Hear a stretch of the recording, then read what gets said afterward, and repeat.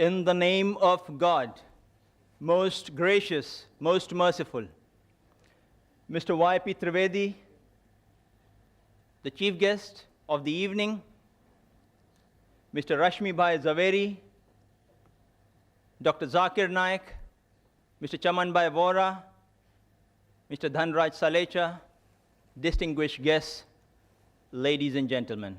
Assalamu alaikum. May peace be on you. On behalf of the organizers, the Indian Vegetarian Congress, the Islamic Research Foundation, and the Rushdie Foundation, I welcome all of you today to this morning's unique program, a public dialogue on the topic, is non-vegetarian food permitted or prohibited for a human being? It is being held in a spirit of friendship and understanding each other's viewpoints. I, Dr. Mohammed Naik, am the coordinator for this dialogue. Hence, I occupy a neutral position. It is my onerous duty to ensure a fair and proper conduct of this meeting. Therefore, I would request both our speakers as well as the audience to maintain due decorum for a healthy and lively debate, as well as a dialogue. Now we would have the past president of the Indian Vegetarian Congress, Mr. Jayantilal R. Doshi, welcoming and introducing the chief guest of the evening, Mr. Y.P. Trivedi. Mr. Jayantilal Doshi.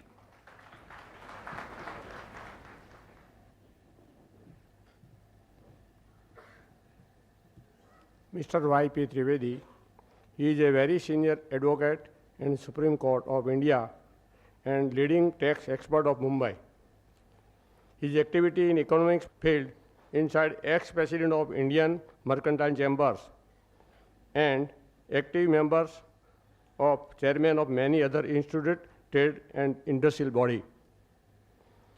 In professional field, he was president of Chambers of IT Consultant and Vice President of IT Tribunal and Bar Association. In political field, he is traders of Maha Pradesh Congress Committee, BRCC. He is also chairman and director of many public limited company, Reliance and Dana Bank. In education field, he was location of master's degree in Lower and Bombay University. He regularly continues articles of various in different papers and journalists. He has addressed a member of senior and meeting of Rotary, Lions Club, etc., and Air India and Doordarshan, etc. Thank you. Now we have Mr. Dhanraj Salecha, President of the Rushdie Foundation, presenting mementos to our chief guest, as well as garlanding him on behalf of the organizers.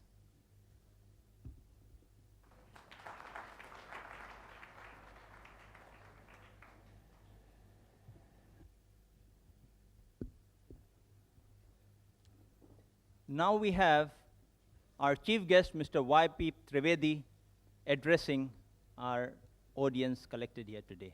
Mr. Y.P. Trivedi.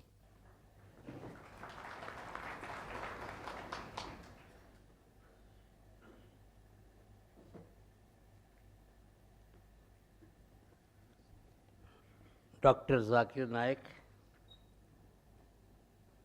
Mr. Rashmi Zaveri, Dr. Mohammed Naik, Dr. Dhanraj Salecha, Chimanlal Vora, and friends. I welcome all the speakers and all of you here to this very healthy debate which is taking place. I believe that this should be the beginning of similar debates which should take place in the times to come. This debate or discussion or the clearing house of mind is probably in the best traditions both of the Hindu civilization as well as of Islam. In our mythology and our history, we have such instances of such debates taking place in the courts of kings like Janak, when people from various shades of thoughts, because Hinduism was never following one particular pattern of thinking. There was Bhakti Marg, there was non-dualism, there was Advait Marg, there was Charvaks who did not believe in any god. So all of them, King Janak used to assemble them, provoking them to debate, not trying to influence anybody, but inviting the thoughts and then leaving the debate to the people at large to make up their own mind. So that was the tradition of our Hindu religion in this land of India. That was also the tradition of Islam. In the immediately succeeding years after the demise of Prophet Muhammad, Arabia was the place of learning, logics, mathematics, astronomy. All this was being discussed, and the great scholars of Arabia imbibed the thought, made inquiries, and transformed that knowledge thereafter to the Western world. According to me, the Renaissance movement in Europe owes its origin to the thinking of these Arab thinkers who were great stalwarts in their own time. We very often associate Arabia with thinking about Arabian Nights.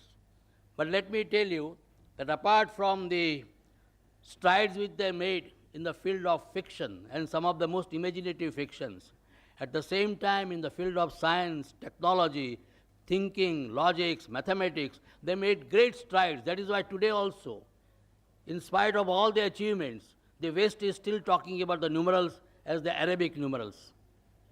And this is how Islam also in those days used to think openly. That tradition has been continued because I believe in the realm of King Akbar. He also used to call people from all religions, even the Christians who came at that time. They landed on the shore of India. They were also called, and they were asked to explain what are the tenets of the religion. So this sort of a healthy debate is something which is an absolute necessity for the development of any cultured, civilized, and tolerant society. Dr. Vora said that he is neutral. Let me tell him and all of you, I am also neutral. If I would not have been neutral, I would not have been made the chief guest.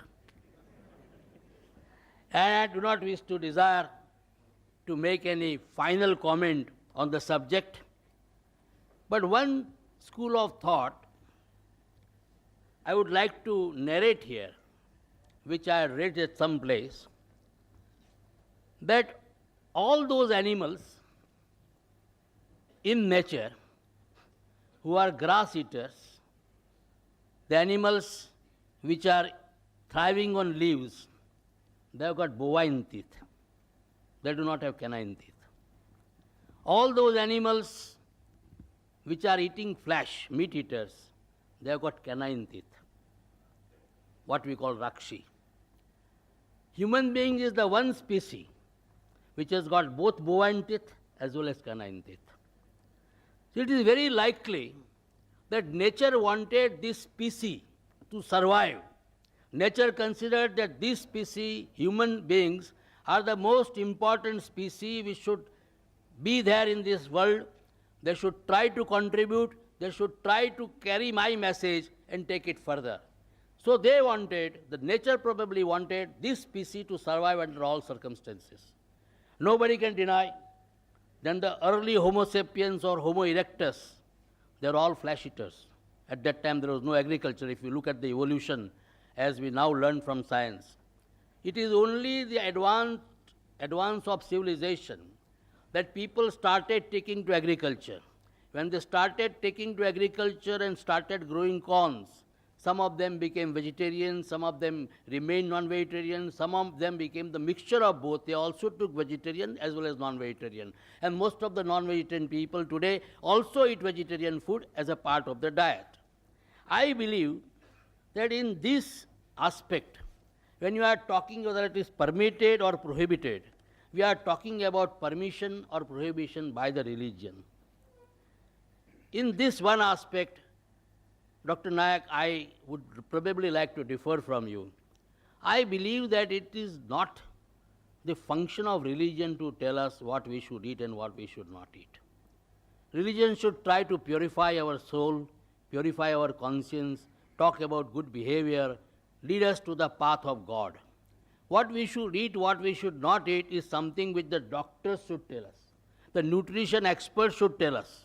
It is not the function of the religion to say you shall not eat garlic, you shall not eat onions, you shall not eat ginger, because this is something, if subsequently the nutritional experts tell us that this is something which is very good for your health, which is very good for your survival, which is very good for you to fight your diseases, then certainly it has to be taken. Because these are the subjects in modern day science. We have to grow up. We have to think in terms of what is lying ahead of us. We are entering now the next millennium, 21st century. So much is expected from us. Today only I was reading in one of the magazines about the forecast of Nostradamus. And Nostradamus thinks that this particular country, which is surrounded on three sides by sea, that one country will come on the top of the world. And are we going to go into the top of the world, become a superpower, by just clinging ourselves to some of the outdated notions? For example, yesterday, so many people migrated from this country. I was wondering in the heart of my hearts, what is it? There is no scientific explanation all throughout. All people with any basis of logic, all people who knew something about science, they were saying nothing will happen whether 8 planets come in one line or they go zigzag. Nothing is going to happen. But then all types of talks were there. Alang, which was our largest shipyard, that was completely forsaken and completely deserted. I was told that for rushing to Rajasthan, I don't understand why people from Rajasthan are so panicky. The Marwadis left everything, came here and made an empire. And the same Marwadis, thinking the 8 planets are there, they ran away. I was told 2,500 rupees were paid for a bus ticket for going back to Rajasthan. And nothing happened. So what is very important for all of us, if this country has to go further, if we as a nation has to make our mark, and probably the destiny is before us, we can reach great strides. The 21st century, as I have always been saying, belongs to India and Pakistan. Both of them, when they will come nearer and nearer, they will be able to become the leaders of the 21st century. And if that is going to happen, then let me tell you, we will have to get out of these old dogmas. What we should eat, we should not eat, the doctor should tell us. If a new scientific discovery is made, and I have been asked that I should eat tomatoes because it fights the cancerous growth, then I must eat tomatoes, irrespective of what my religion tells me. So I think let us go to the scientists, let us develop for ourselves a modern mind, a scientific approach. Then I think today or tomorrow, the whole world is before us. I don't want to comment on or trespass on the domain of the speakers. With these introductory remarks, I am once again trying to point out I am absolutely neutral. And I would like to hear the views of the learned people who have made research on the subject. Thank you very much. Thank you, Mr. Trivedi. Now we have brief introductions of each of the speakers before we get into the mode of formal dialogue program. We have Mr. Chamanbhai Vora, Senior Vice President of the Indian Vegetarian Congress, to introduce Mr. Rashmibhai Zaveri. Well, today I feel very happy to introduce our President, Sri Rashmibhai Zaveri, President of the Indian Vegetarian Congress. I think this public dialogue will become very, very interesting, looking to the introductory speech given by our Chief Learned Guest Vice P. Trivedi. So let us hope for the very good dialogue. Now, Rashmibhai Zaveri is a chartered accountant by profession. He is having his own firm, Rashmi Javeri and Company. They are very well reputed as far as the corporate sector is concerned. And he is a very good speaker as far as the religious speeches are concerned. He is a master of many of the religious philosophies. He is a very active member of the Chartered Accountant Society. Himself is the member of the Bharat Jain Mahamandal. He is the founder president of the Forum of Jain Intellectuals, one of the very prominent institutions as far as the Jain people are concerned. And he is very well connected with the Kala Gurjari also. Though he is very young, at the age of 63, he is very energetic, and he looks forward always to this type of dialogues, and today's dialogue is really a very good one. And I especially by giving the introduction of Mr. Rashmi Javeri, I would like to thank our chief guest as well as our Dhanraj ji and our Zakir Naik sahab for having a very good dialogue, whether by principle a human being can take or should not take the vegetarian and non-vegetarian foods. Thank you very much. Mr. Ashraf Mohammadi to introduce Dr. Zakir Naik. Dr. Zakir Abdul Karim Naik, 33 years, is the president of the Islamic Research Foundation, Mumbai. Though a medical doctor by professional training, he is renowned as a dynamic international orator on Islam and comparative religion. Dr. Zakir removes misconceptions about Islam on the basis of Quran, Hadith, and religious scriptures of various other religions. He also uses reason, logic, and modern scientific facts to remove the misconceptions about Islam. He is popular for his critical analysis and convincing answers to challenging questions posed by audiences after his public talks.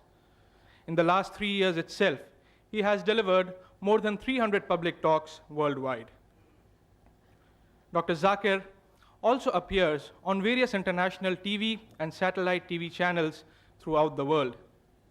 He has also participated in various symposia and such dialogues with prominent personalities of various faiths.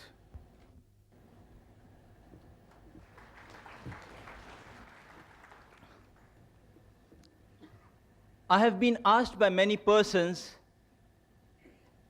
why are we having this dialogue, this topic, these speakers only? I hereby clarify. Mr. Dhanraj Salecha, president of Russia Foundation, once visited the Islamic Research Foundation office about 1.5 months ago. He presented the Islamic Research Foundation kindly with a set of literature favoring vegetarianism. These included quotations from major world religions, which included quotations also from the Quran and sayings of Prophet Muhammad, peace be upon him, which according to him indicate that non-vegetarian food is prohibited for human beings. After some discussions, Mr. Salecha proposed that a public dialogue be held at Patkar Hall between Mr. Rashmi Bhai Zaveri, President of the Indian Vegetarian Congress, and Dr. Zakir Naik, President of Islamic Research Foundation, on the topic, is non-vegetarian food permitted or prohibited for a human being? This would, in turn, enable the audience at large to know the different viewpoints of both the speakers and form their own judgment. Both the speakers agreed to the same. Just about 5 days back, that is this Tuesday, I met Mr. Zaveri, and he requested that both the speakers in their talk, refrain from speaking on other religions except their own. Dr. Zakir, though being very ardently in the field of comparative religion, reluctantly agreed. Therefore, as far as the religious points are concerned in the talk and response of our speakers, Mr. Zaveri will speak only from the Jain viewpoint unless compelled otherwise. Similarly, Dr. Zakir will speak only from the Islamic viewpoint unless compelled otherwise. This, in brief, is the clarifying background to the dialogue. The format for the dialogue will be as agreed to and decided fair by the speakers. Mr. Rashmi Bhai Zaveri will first address us for 50 minutes on the topic, is non-vegetarian food permitted or prohibited for a human being? Then Dr. Zakir Naik will make his presentation for 50 minutes on the same topic. This would be followed by a response session in which Mr. Zaveri will respond for 15 minutes to the matter presented by Dr. Zakir. Similarly, Dr. Zakir too would then respond for 15 minutes to the matter presented by Mr. Zaveri. When 5 minutes are left for the conclusion of the talk or the response time, I would put before each speaker a plate saying 5 minutes left, in which time they are expected to conclude. Lastly, we would have the question and answer session in which the audience may pose questions to each of the speakers alternately on the question mics provided in the auditorium. Written questions on slips of paper would be given secondary preference if time allows us. Now, I would request our first speaker, Mr. Rashmi Bhai Zaveri, to present his address. Ladies and gentlemen, Mr. Rashmi Bhai Zaveri.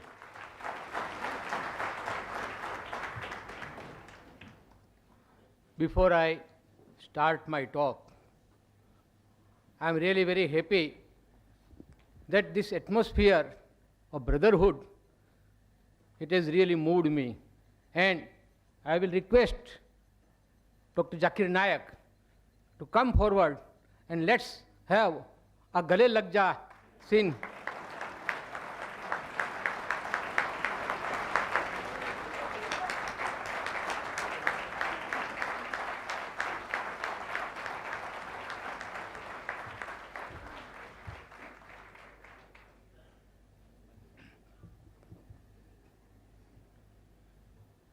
The chief guest of this morning, Mr. Y.P. Trivedi, President of Rushabh Corporation, Sri Dhanraj Salecha, the learned speaker, Dr. Zakir Naik, the expert commentator and the coordinator, Dr. Mohammad Naik, Vice President of IBC, Sri Chaman Bhai Vora, other dignitaries on and off the dais, my friends, brothers and sisters. First of all, I must acknowledge the dedication, the sincerity with which all the three organizations, particularly Islam Research Foundation, has taken pains in arranging this lecture. I don't mind and I don't hesitate in saying the entire credit goes to IRF.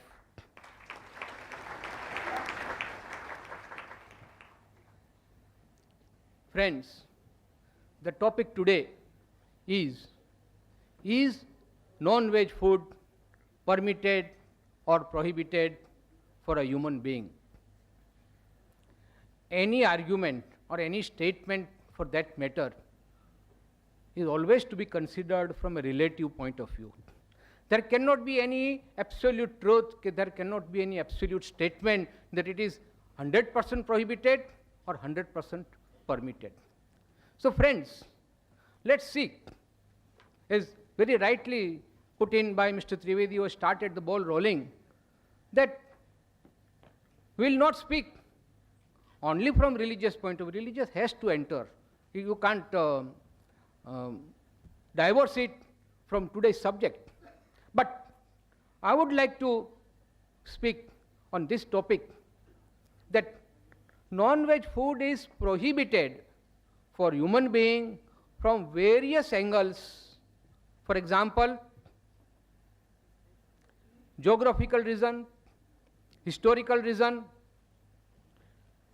moral, ethical and religious reason, economical, environmental and ecological reasons, natural reasons and psychological reasons, and above all, medical reasons.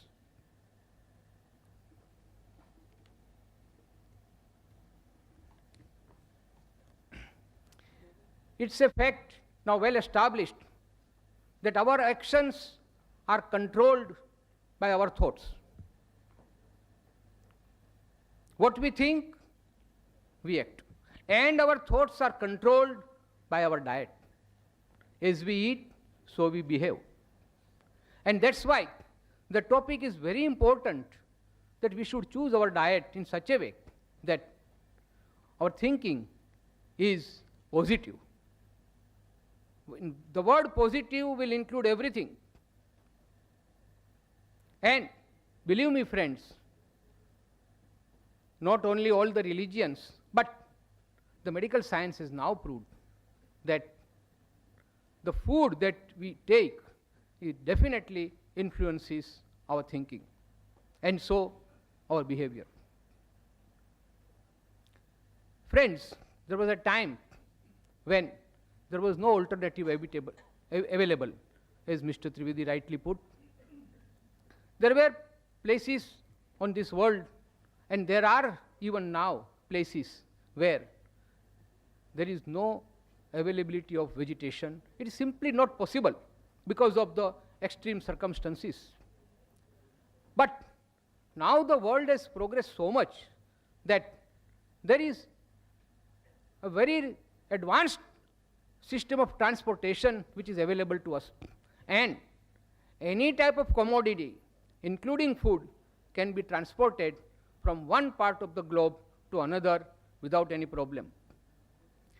Now that when we have got alternatives, we have to think about this, which alternative is better from all the angles that which I have described earlier. And that's why, friends, I am now coming to my topic proper, that non-veg food is not permitted now at this point of time, not only for India, but for other countries of the world also. First of all, I will say that all Indian philosophies have stated that we should not harm any living being,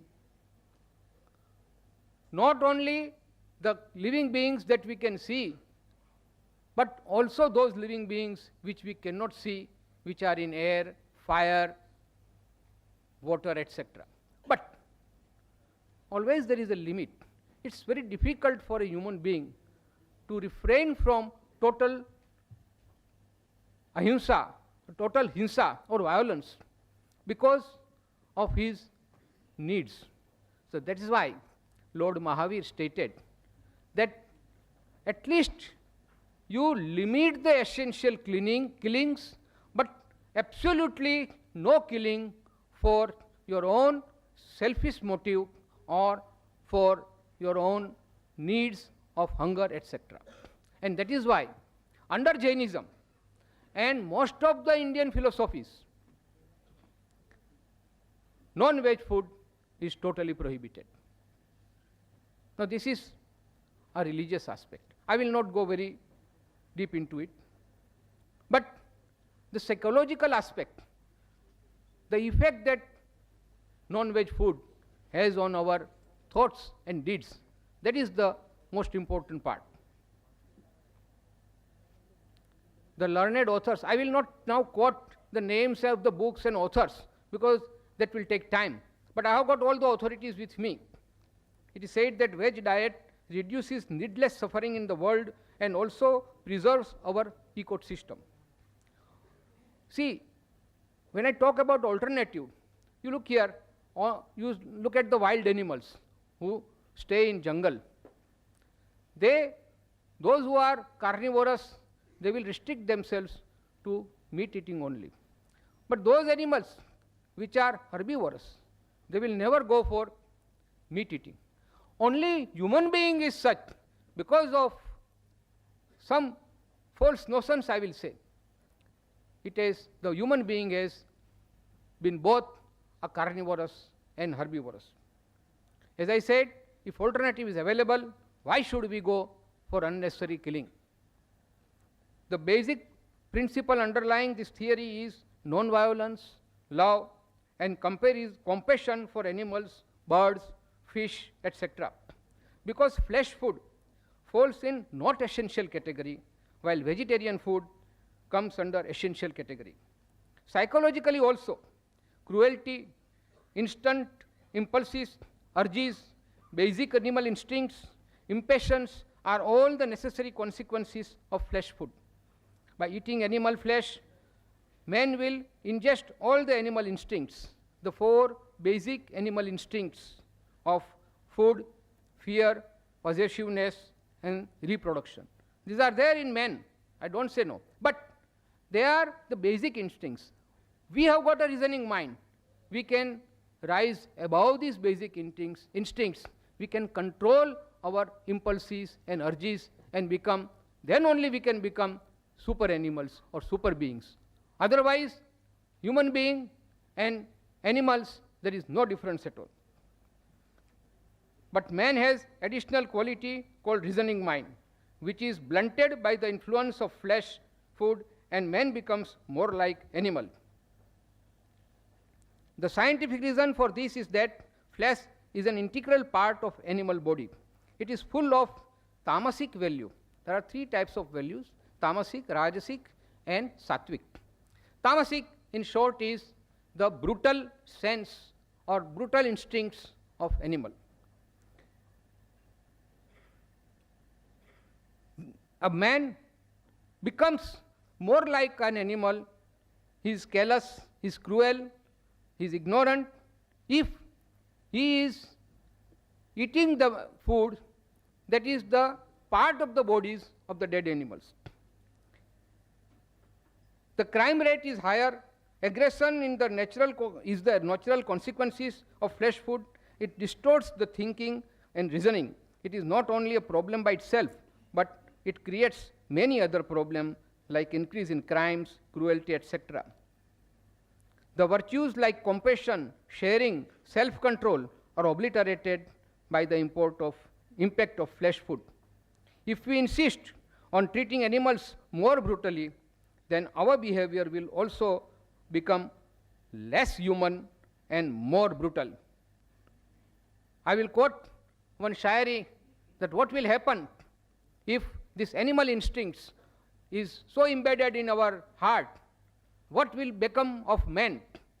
आदमी की शक्ल से अब डर रहा है आदमी, आदमी की शक्ल से अब डर रहा है आदमी, आदमी को लूट कर घर भर रहा है आदमी, आदमी ही मारता है मर रहा है आदमी, आदमी ही मारता है मर रहा है आदमी, समझ कुछ आता नहीं क्या कर रहा है आदमी.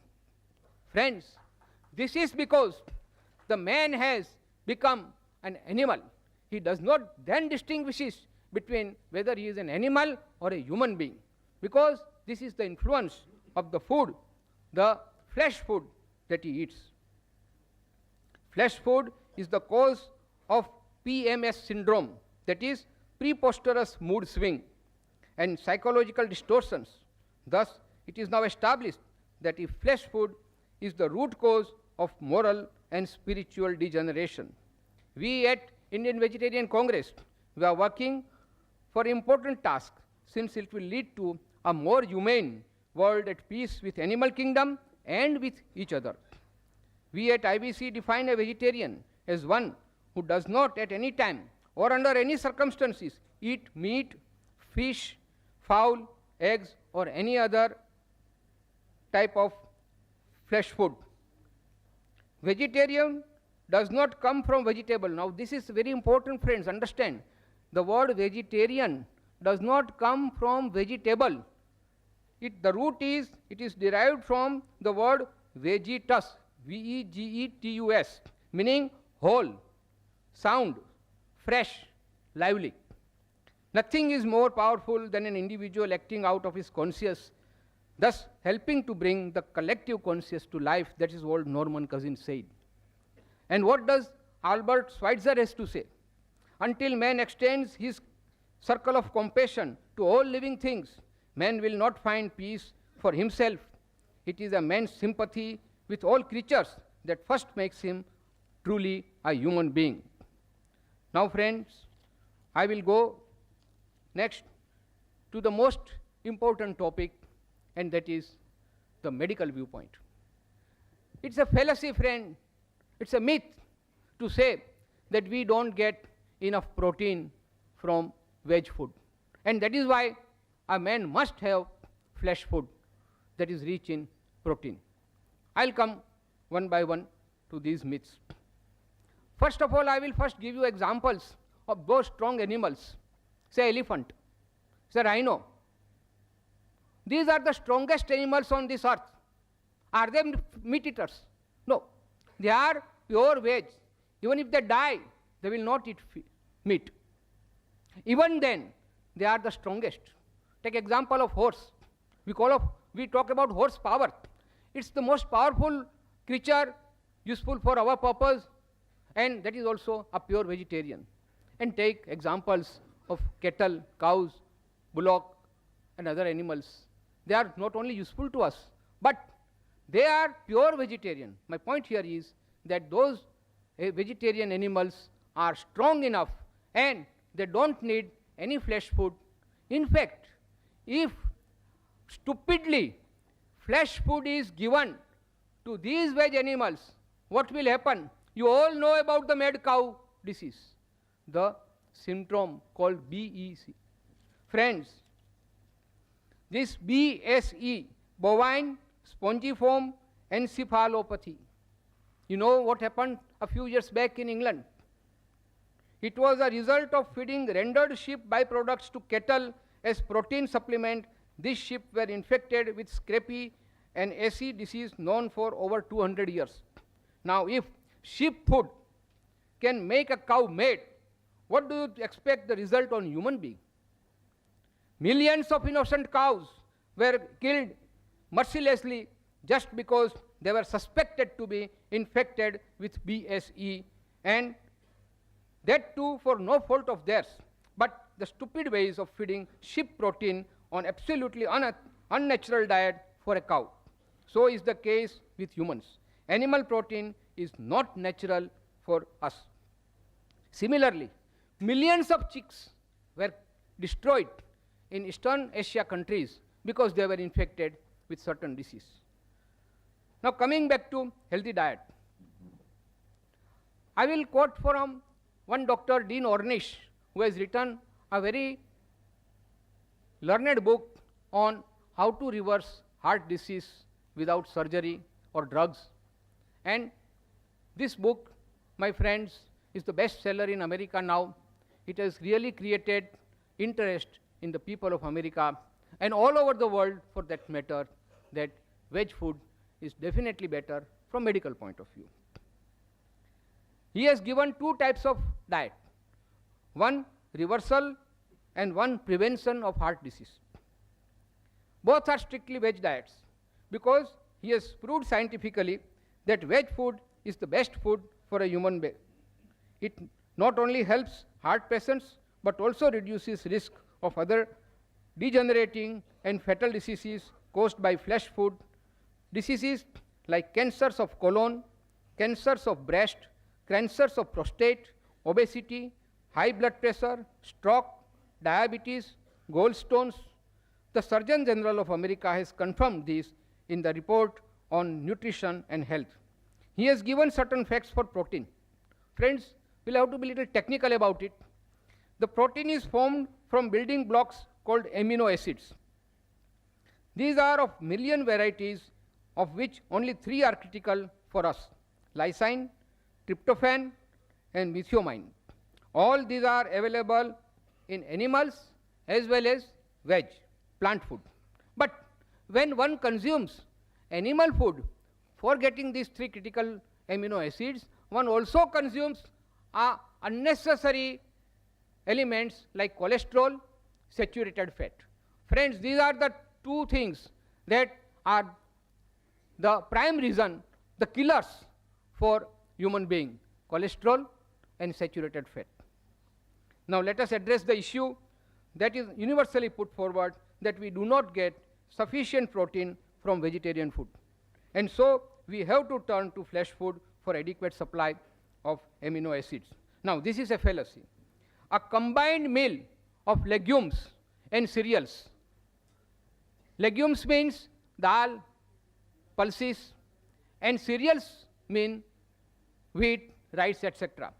You have to combine these 2 and you get a complete balanced diet which provides complete protein, which is not different from protein found in eggs or meat, but without cholesterol and animal instincts. One dietetic association has stated positive relationship between vegetable lifestyles and risk reduction for several chronic degenerative diseases, as mentioned earlier. It has confirmed that veg diet is healthier and more nutritious. Plant food is totally free from cholesterol, which is found in both. But cholesterol is only found in animal products such as meat, poultry, fish, and dairy. Flesh food is also high in saturated fats, which our liver converts into cholesterol. Our body makes all the cholesterol we need. Now this is very important, friends. You must understand. We need cholesterol, but we don't have to take cholesterol from animal food. Our body, it's a wonderful mechanism. The biochemistry, the chemical factory of our body can manufacture all proteins, all cholesterol from our own system. 3/4 of the cholesterol in our blood is made by our body. It is the excessive amounts of cholesterol and saturated fat in the diet that lead to coronary heart disease. The other diseases, friends, which I have summarized from various journals, medical journals: epilepsy, infected flesh, kidney diseases, excessive protein, excessive uric acid. These are all the diseases because of the flesh food. Rheumatoid, arthritis, gout. This is the direct consequence of uric acid found in flesh food. Degeneration of intestines, decay in immunity system. Dr. Deepak Chopra of America has stated that our body is capable of living for more than 100 years if we take proper care of it.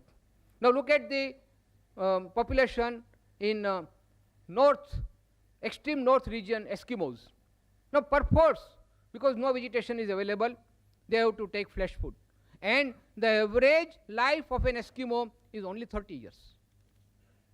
All non-veg food is devoid of vitamin C and vitamin A, which is naturally available in vegetables. Avidin in eggs and other dangerous bacteria are responsible for many skin diseases such as eczema, scabies, leprosy, etc. Now I'll give you certain scientific facts. One medical study has proved that there are less heart diseases in veg people than flesh eaters. Second, it's a well-known fact that not only in India, but even in advanced countries, there is no foolproof system of medical exam of animals before slaughtering. Thus, diseases carried by them are passed on to the humans who eat flesh food. Friends, we all know that like human beings, the animals are also infected by diseases, and they are the carriers of the deadliest germs. And when these animals, they die and one eats that flesh, that diseases which were infected and which were the part of the dead body of that animal is again inherited by us. 9% of food poisoning cases, 90% of food poisoning cases are in flesh food eaters. When an animal or bird is brought to a slaughterhouse, now this is a friend which is again, it needs some explanation. If you have visited a slaughterhouse or a poultry, you will know this. When the animals are brought to the slaughterhouse and when they know that they are going to be slaughtered, the pain, the agony, the anguish that runs in the system, it gives rise to adrenaline, the hormones, which mixes with the blood and into the flesh. Now these instincts of fear, anguish, anger, despair, all negative points are then becoming part of the flesh food and it passes on to the person who eats. And that is why, friends, I say that when one eats flesh food, he becomes more like animal and less like a human being. I will now turn to the fallacy that eggs are necessary for growing children because they contain protein. As I said, excessive protein is more harmful than useful. And the protein that we find in pulses, in cereals, is much more richer and natural than the protein, the excessive protein we find in animal food. Now I'll give you the example of egg. Each egg weighs about 100 grams and has 170 calories. It contains 13.6% of protein, as against that any dal or pulse will contain 24% of protein, much more than the egg. Of same 13, egg will contain 13.3% saturated fat, while there is no saturated fat or very little of 1% in cereals and pulses. 450 to 500 milligram of cholesterol is contained in egg, one egg. Amino acid called methionine, which destroys vitamin B. Large quantity of sodium salt. All these are part of the egg. And when one eats egg, he is then infected, his body is infected because of this excess protein, cholesterol and saturated fat. It does not contain any carbohydrate. It does not contain any fiber. Friends, the medical science has now come forward and stated that for our digestion, we must have fiber. And fiber is found only in vegetable food and not in the flesh food at all. Now, cost-wise, I am only comparing the egg now. Cost-wise, for 1 gram of protein, the cost of egg is 4 to 5 times more than the pulses, wheat or soybean. Cost of 100 calories, it is almost 10 times the costlier than the pulses. Thus, pulses, wheat, etc. are not only cheaper, but they provide other important nutritions like vitamins, minerals, fiber, etc. Now let's take a look at the poultry farming. Now they call it poultry farming. It's a totally misnomer. I tell you, sir, it is a poultry factory. The way in which the birds are stored there, they have to climb upon one another to eat or drink because there is not sufficient space. Even the poultry people, they say that this is our factory and these are our merchandise. They are goods, nothing but our products. We are not concerned whether they are living beings or not. They are totally devoid of any compassion, any karuna, and that is why these things are also reflected in the birds. The birds are stored like commodities. They are fed unnatural food and administered drugs which are harmful for humans only to speed up their metabolism so that they can produce more eggs. The poultry people are only interested in making profit. And the result of this, they die premature death. It affects physical as well as mental health, intellectual and emotional growth. Egg is poison for children. Egg begin to rot immediately unless they are put in deep fridge. But when they are marketed, they are they're prone to be to decay and disease faster. Vegetable egg is again a myth. It's a fallacy. No egg can be a vegetable egg. It's an animal product, an animal product only. It is definitely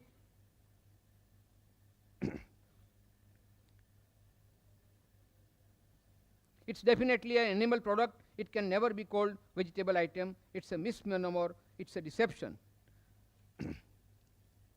Friends, I will now turn to the economical aspect.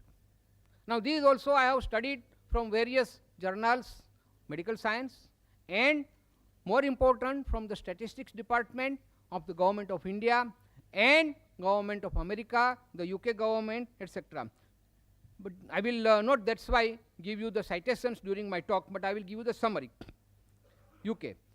The survey has stated the land required to produce the fodders to feed the animals to obtain flesh food is 14 times more than that required for vegetable diet to feed men directly. Because what happens? First you grow fodder, you feed it to the animals, and then you kill the animals for flesh food, and that is how you get your flesh food. But if the same land is used for agriculture, for pulses and cereals, that same piece of land can support many more families, and here only few families can be supported by using this land for pasture. I have been given one statistics. 10 square acres of land can support 10 heads of human beings or 10 heads of cattle for the whole year. But 10 heads of cattle for meat cannot support even one single person throughout the year. Natural grass or pasture can and grain crop both genetically belong to grass family. You see, once the crop is harvested, what we have is sashish or stalks. These are again the source of, excellent source of biochemical fertilizer or manure. Look how many crores of rupees of our foreign exchange we are wasting on artificial fertilizer and chemical fertilizer, which we all know is extremely harmful to us. But because we are not able to get the natural manure which we can get from cattle and animals, we are destroying them, foolishly destroying them for our own food. But we are not considering the fact that the manure that these animals produce are much more economical, much more healthier, and much more useful to our country. It's now well-known fact that 16 kilogram of food grain are required to be fed to one animal for forming 1 kilogram of meat. Thus, by feeding animals reared for slaughter, the country is deprived of vital food grains which can feed many, many more people. So, not only for growing food, but also for pasture and for manure, we require land. The human oncogene work done by Professor Wilbing from Massachusetts, it is stated that to obtain 1 calorie of animal flesh, 7 vegetable calories have to be spent. Then the study further shows that the land needed to graze one average animal can sustain 5 average families. Friends, I will not burden you with facts and figures, but the summary of all this is that it is very economical to feed people on veg diet rather than on flesh food. Now let's take the other point of view of economy, ecology, environment, slaughterhouses, etc. Production of animal flesh food require more land, more water, more food grains for feeding animals meant for slaughtering. Now this will again destroy or rather disturb the balance of our ecology and environment. Because the resources are always limited, we have to make best use of that. Either we grow crops or we rear animals for slaughtering. And look at the way the slaughterhouses work, how they are maintained. It's simply a hygienic horror. The conditions are appalling and totally unsanitary all over the world. Yesterday only on internet I got a report from foreign countries, advanced countries of America and France, that the conditions of slaughterhouses there also, it is reported, are totally unsanitary. I got a copy of white papers from Government Accountability Project of America, fighting filth on the kill floor, a matter of life and death for America's families. Slaughtering of animals meat processing plants, and finally most unhygienic ways of transport and sale of flesh food has made flesh food totally unfit for human consumption. And do not think for a moment that imported, packaged, nicely packaged meat or canned meat is totally hygienic. No, my dear friends, that is also coming from those slaughterhouses where all these things which I have stated of medical science will apply. Not only that, they add certain preservatives, certain chemicals, certain additives which will keep the meat fresh. Environmental consciousness in India and abroad has now driven many people to vegetarianism. Environment-friendly veg foods are now available. The craze now in all over the world is to go for environmental friendly veg food because it is considered friendly and healthy. The green factories or glass houses are now exporting plant food, including fruits, to those countries which cannot grow them because of climate. The modern transportation system has given a much better alternative for food choice. In fact, for developing nations like India, government and NGOs should give more emphasis on larger production of more exports of plant food, which will serve the economic development of our country. Now look at the pollution. The pollution caused by legal and illegal slaughterhouses is terrific. The discharge of effluents from even so-called modern abattoirs is in the open and exposed to elements and public gaze. The carcasses of animals, the flow of blood, the horrible stench, etc. will add to the pollution. Ecological balance. Utility of animal world for human welfare cannot be overemphasized. Both are interdependent. Cows, sheep, fish, frogs, etc. are much more useful to us alive than dead. Then why should we kill our friends and our helpers to satisfy our taste buds? We should not be so much ungrateful, my friends, to our lesser beings. We call them animals or birds. Look at it from another point of view of natural manure. I have already stated that the animals produce much more natural and healthy manure than the artificial manure. Artificial chemicals, manures cost us dearly. Now again I'm coming back to our economic term. We are importing artificial chemicals for manure purposes. That is again a drain on our exchequer. Friends, I will now briefly give you historical and geographical views. I have already touched upon it. Historically, in certain dry areas of miles and miles of desert where no vegetable can ever grow, maybe only food was survival was the animal food. Geographically, I stated as like Eskimos, there was no alternative. But once we have got this better alternative, which is healthier, which is more economical, which is more eco-friendly, why not go for such food? And friends, I will now go to the most important point, which will prove my point beyond any doubt that why man is vegetarian by nature.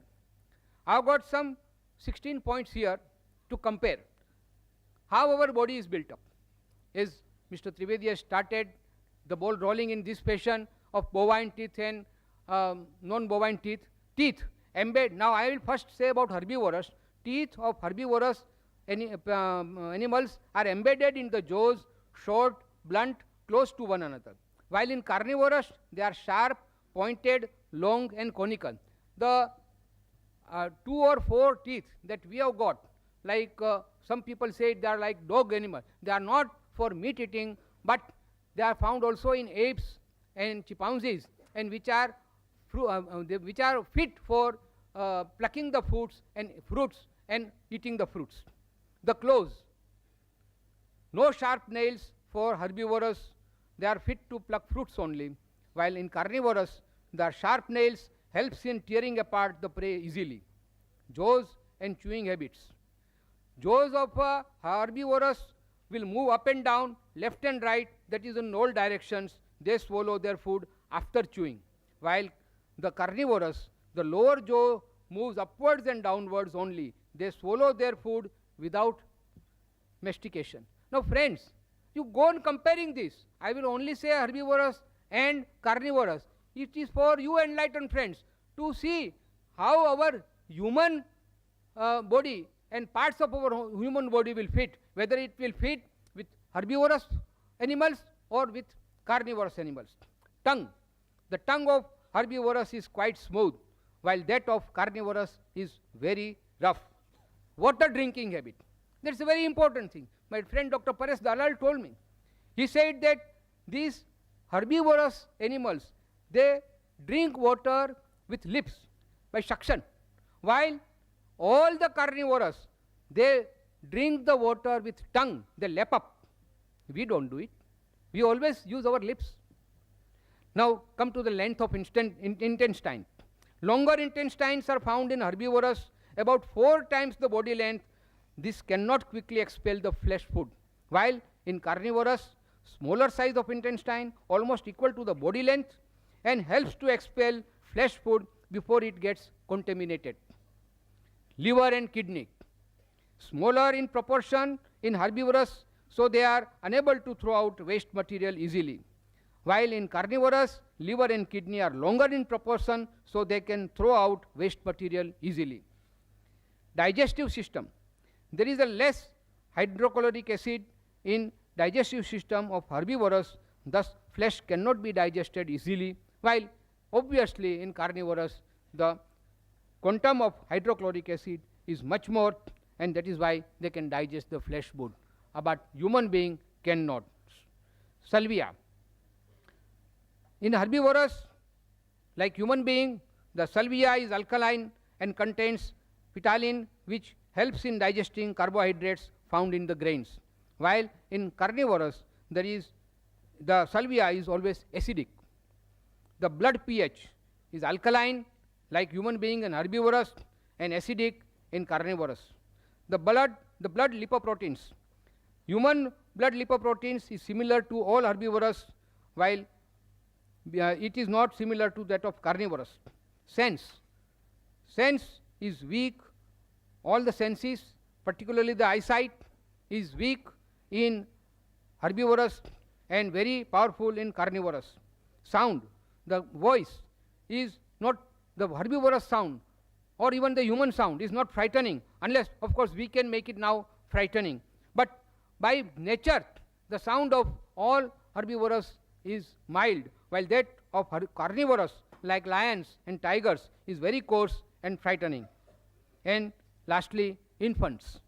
Normal sight power of right from, now see the young ones of herbivorous, right from the moment of birth they can see very clearly, while all the infants of carnivorous wild animals are blind at least for a week.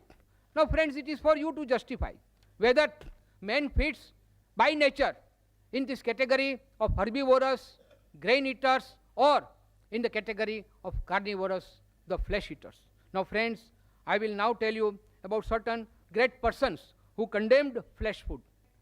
Looking at the world's history, we find that all great scholars, philosophers, scientists like Einstein, artists like Leonardo da Vinci, poets like Milton, Pope, Shelley, and writers like George Bernard Shaw, and religious leaders, of course, of the world.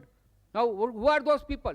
The mathematician, the Pythagoras, the Plutarch, Newton and Einstein, the scientist, Dr. Annie Besant, Reverend Dr. Walter Walsh, George Bernard Shaw, Tolstoy, the Greek philosophers Socrates and Aristotle.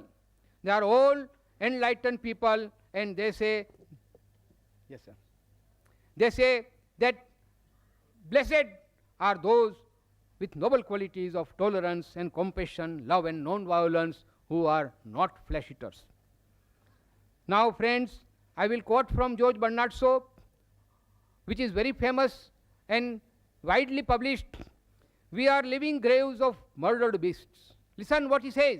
We are living graves, moving graves of murdered beasts, slaughtered to satisfy our appetites. Like carrion crows, we live and feed on meat, regardless of the sufferings and the pain. Doctors once advised Bernard Shaw. He was very ill. He said that you must take some meat soup. Bernard Shaw said, I'll prefer death than to have anything with flesh food. And believe me, friends, he survived, and the doctor turned vegetarian. In the similar way, Mahatma Gandhi, his son was very sick. He was advised meat soup, and he refused, and the son survived. Why I am telling you, friends, all these things? That Mr. Trivedi said, yes, medically, whatever the doctor says, we have to accept, no doubt. But as I said in the very first thing in the beginning, I said, everything is relative. When doctor says something, he will say only from medical point of view. And friends, we are not living here. We are here on this earth, not only to survive. Survival is important, but not at the cost of others and inflict pain on others. Thank you very much, friends. 21st century will belong to vegetarians. Okay, I think I have made my points on very general terms, friends. I will tell you that I know those who are regularly flesh eaters are coming from some culture, some family, some faith, and that is why they have never applied their mind. And that is what Mr. Trivedi stated, that we are here today. We have gathered here. Let us apply our mind, that not only from religious angle or from our social angle, because I have seen, I'm not afraid to say that many of our Jain friends, when they go to certain gatherings, because they are afraid of the social status, they start eating meat. I don't like that. But then it is for everybody, whether he is a vegetarian or a non-vegetarian. Apply your mind. Try to see from all these angles whether it is permitted or prohibited from our own health point of view, from the national point of view, from the social point of view, from ecological, from environmental, and above all, from compassion point of view. Friends, when nature has created all animals, all humans, all creatures equal, nobody has got right to kill anybody just to satisfy his own palates. Thank you very much.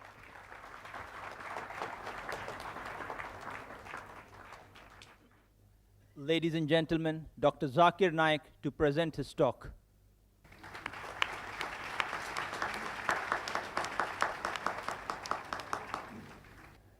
Alhamdulillah, wassalatu wassalam, ala rasulillah, wa ala ali wa sahbihi ajmain, amma ba'd. A'udhu billahi minash shaitanir rajim, bismillahir rahmanir rahim. Ya ayyuhal lazina amanu, awfu bil uqud, uhillat lakum bahimatul anam, illa ma yutla alaykum. Bismillahir rahmanir rahim. Rabbi shrah li sadri, wa yassir li amri, wahlul uqdatam min lisani, yafqahu qawli. Respected Mr. Rashmi Zaveri, Mr. Trivedi, Dr. Muhammad Naik, the respected people on the dais, my respected elders, and my dear brothers and sisters. I welcome all of you with the Islamic greetings. Assalamu alaikum wa rahmatullahi wa barakatuh. May peace, mercy, and blessings of Allah subhanahu wa ta'ala, Almighty God, be on all of you. The topic of this morning's debate is non-vegetarian food permitted or prohibited for a human being? It is not whether vegetarian food or non-vegetarian food which is healthy or which is better. If I prove that an apple is better than a mango, that doesn't mean mango is prohibited.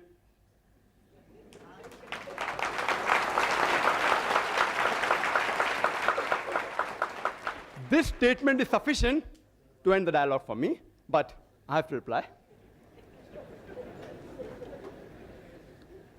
Non-vegetarian, by definition, means a person who has food of animal origin. It does not mean a person who does not have vegetarian food. It does not mean a person who does not have vegetables and fruits. Let it be very clear to all of you. A more technical and a scientific word is an omnivorous diet. A person who has many types of food, especially foods of plant and animal origin. Vegetarian, as Mr. Rashmi has very rightly said, it doesn't come from the word vegetables. It comes from vegetas, which means full of breath, full of life. He didn't give a better explanation. We can talk about it. And he didn't speak. There are various types of vegetarian. We have fructarian, who only eat fruits and nuts. Then we have the vegans, who don't have any animal products. We have lacto-vegetarian, what I believe Mr. Hashmi Zaveri is. They have milk. We have the ovo-vegetarians who have eggs. We have the lacto-ovo-vegetarian who have egg and milk also. We have the pesco-vegetarian who eat fish. We have semi-vegetarian who also have chicken. This classification is done by the Vegetarian Society, not by me. And you can name another 20. Time doesn't permit me.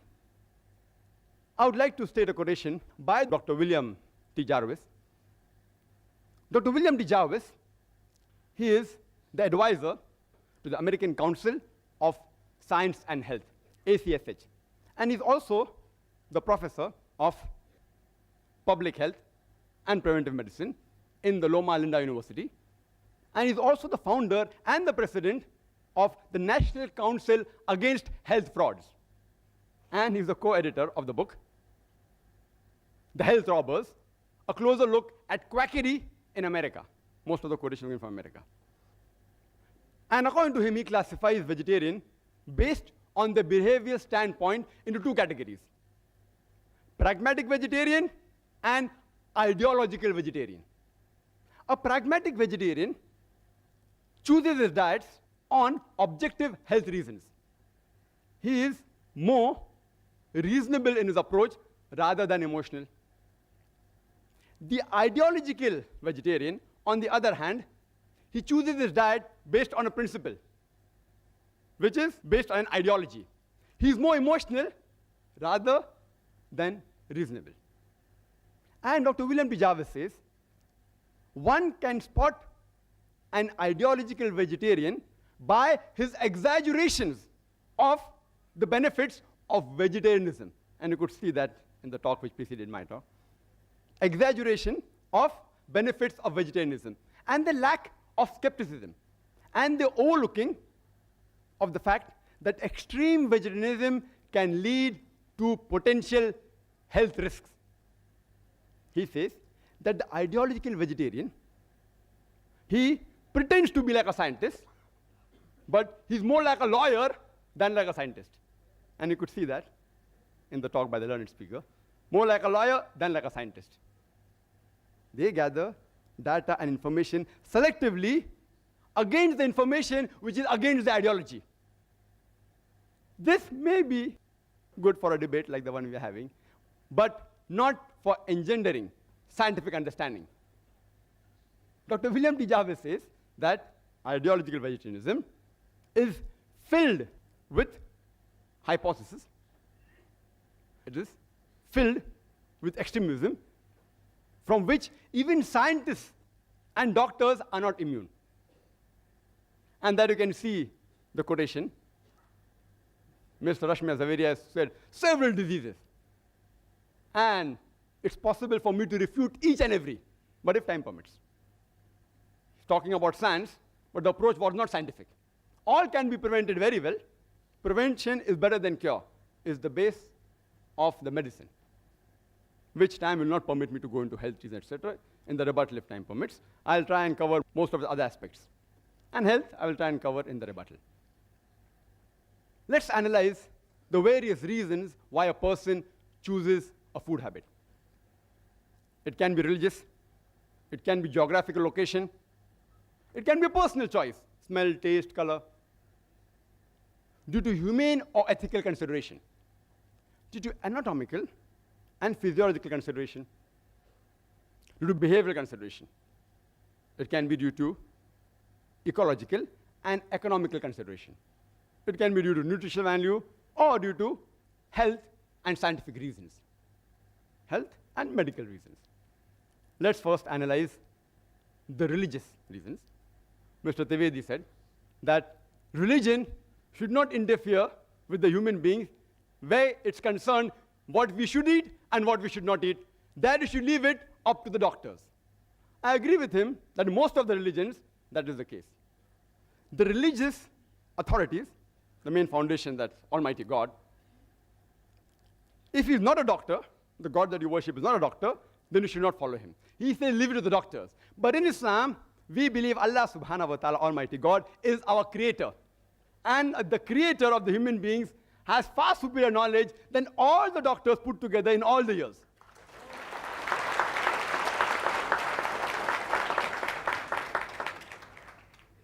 And you can find the statements, as Mr. Ashmi Zaveri said, all from doctors. He's quoting from these books, which I think is available for sale outside, all these books.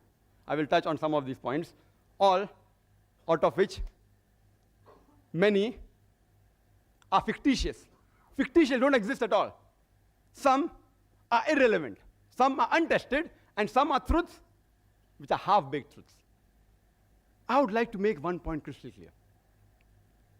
That while I prove undoubtedly that non-veg food should be permitted for the human beings, I do not have the slightest intention to hurt the feelings of any vegetarians.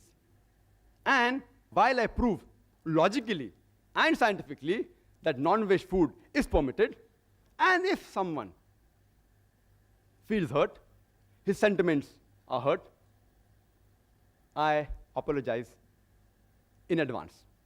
I sincerely apologize. My intention is not to hurt anybody's feeling, but I have to reply to the presentation of the earlier speaker. As far as Islam is concerned, it is not compulsory for a human being to have non-veg. A Muslim can be a very good Muslim even by being a pure vegetarian. But when our Creator, Almighty God Allah subhanahu wa ta'ala, gives us permission to have non-veg, why should we not have it?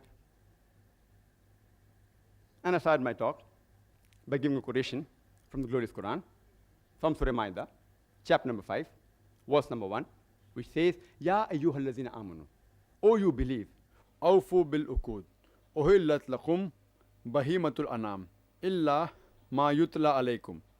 Fulfill all your obligations, and lawful for you for food are all four-footed animals with the exceptions named. Quran further says in Surah Nahl, chapter number 16, verse number 5, that cattle has been created by God for you. In it are various benefits. You derive warmth, and of the meat you can eat. The same message is repeated in Surah Mu'minun, chapter 23, verse 21, that you can have the meat of the cattle. Let's analyze the geographical reasons and the surrounding environment. And as we know, it influences a person's food habit. Like people living in the coastal region, the Kokanese, they have more fish. People living in South India, they have more rice.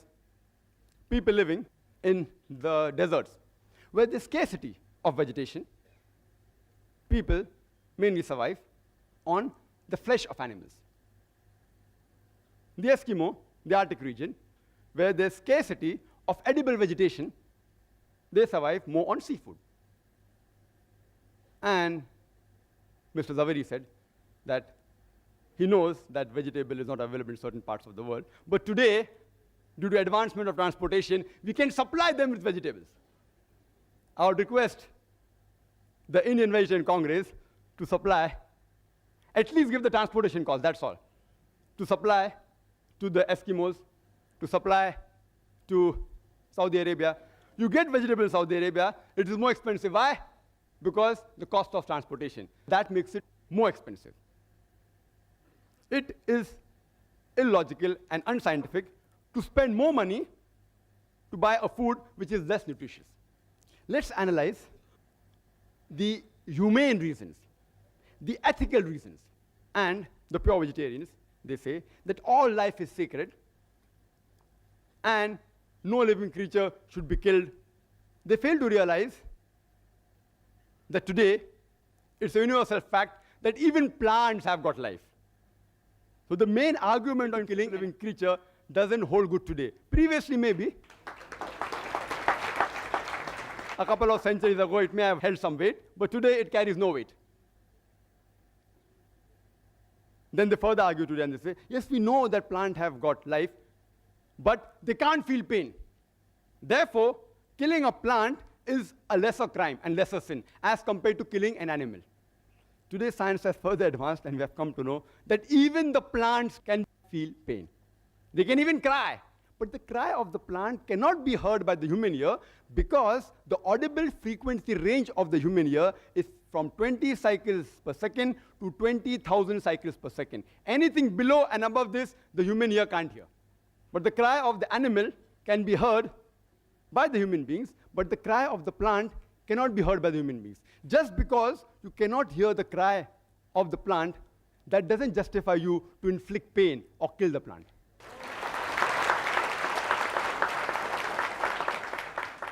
There was an ideological vegetarian who had a discussion with me and told me that, Brother Zakir, I know that plants have life, they feel pain, but you know, plants, they have got about 2 senses less as compared to the animals. I said, for sake of argument, I agree with you. But then I asked him a simple question. Let's suppose your brother is born deaf and dumb, cannot hear, cannot speak, 2 senses less.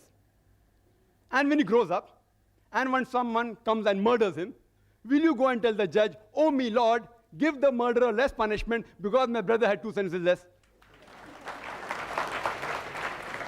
In fact, you will say, usne to masoom ko mara hai. He has killed an innocent person. Give him a bigger punishment. And further, if you analyze that in Islam, as far as living creatures are concerned, there are 2 types, broadly classified 2 types. Human beings who are living creatures and non-human being living creatures.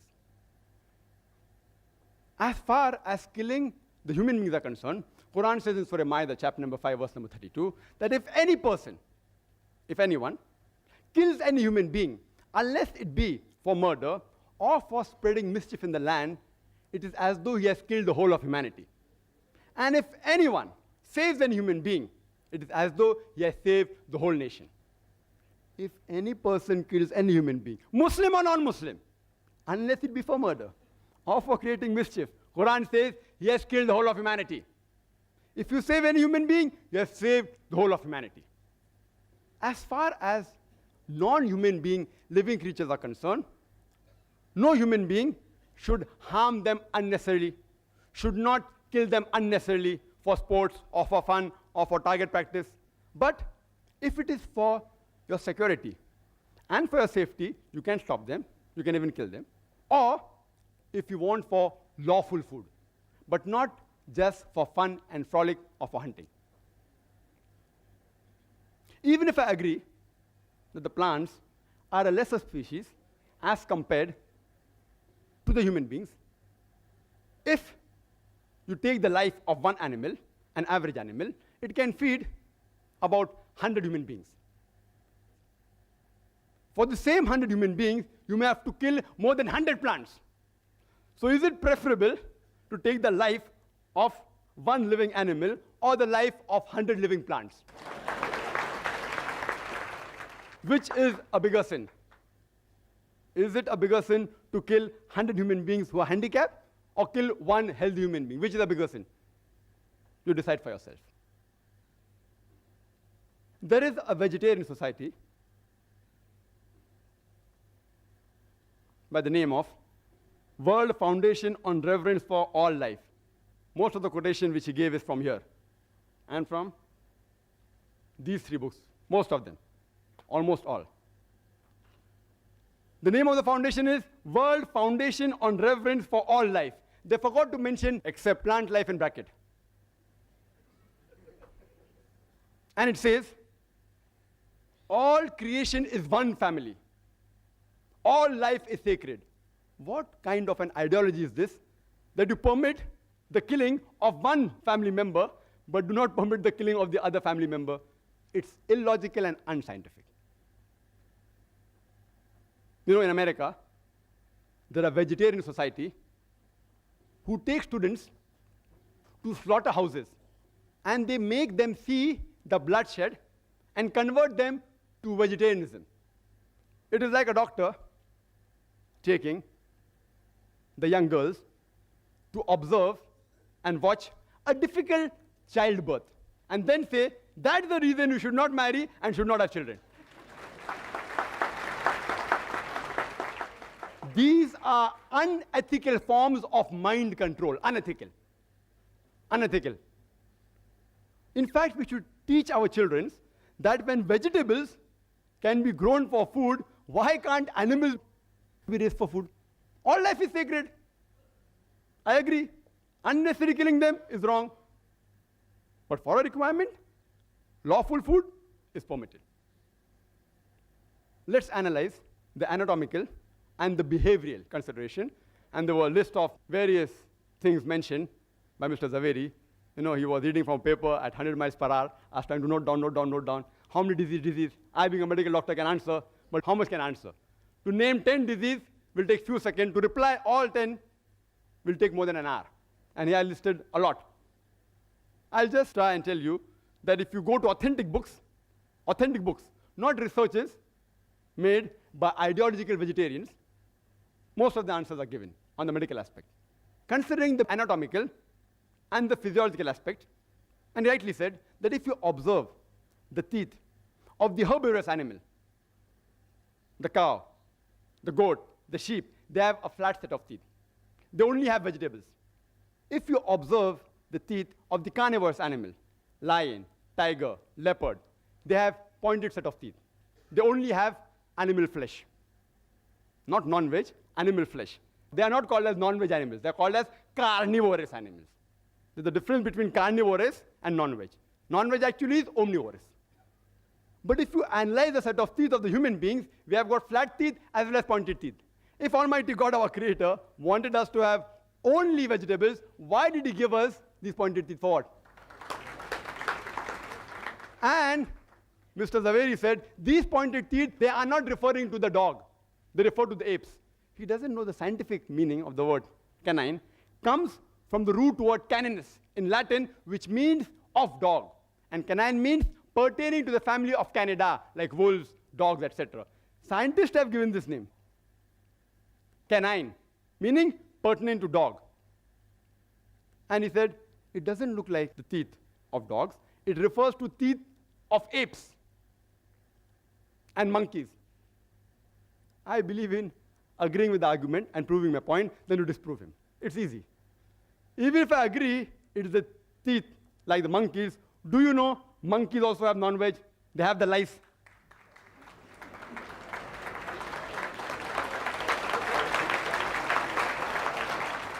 There are many species of ape who even have raw flesh of animals.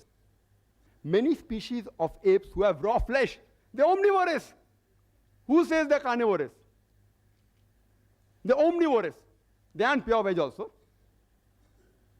And many species are even called as cannibals. Some species of apes and monkeys. If you analyze the digestive system of the human being, it can digest both veg as well as non-veg. If Almighty God wanted us to have only vegetables, why did He give us a digestive system which can digest both veg as well as non-veg? And Mr. Zaveri said that we cannot have raw flesh. I agree with him, most human beings cannot have raw flesh. In the same way, most of the human beings cannot have raw vegetables, raw vegetarian diet, like raw wheat, raw rice. Can you have it? Raw moong, raw drumstick. Can you have? You'll get indigestion. So what is the argument? No, you have to cook them. I know as a medical doctor that raw wheat, raw rice, raw drumstick, if you have, you'll have problems. You can't digest them.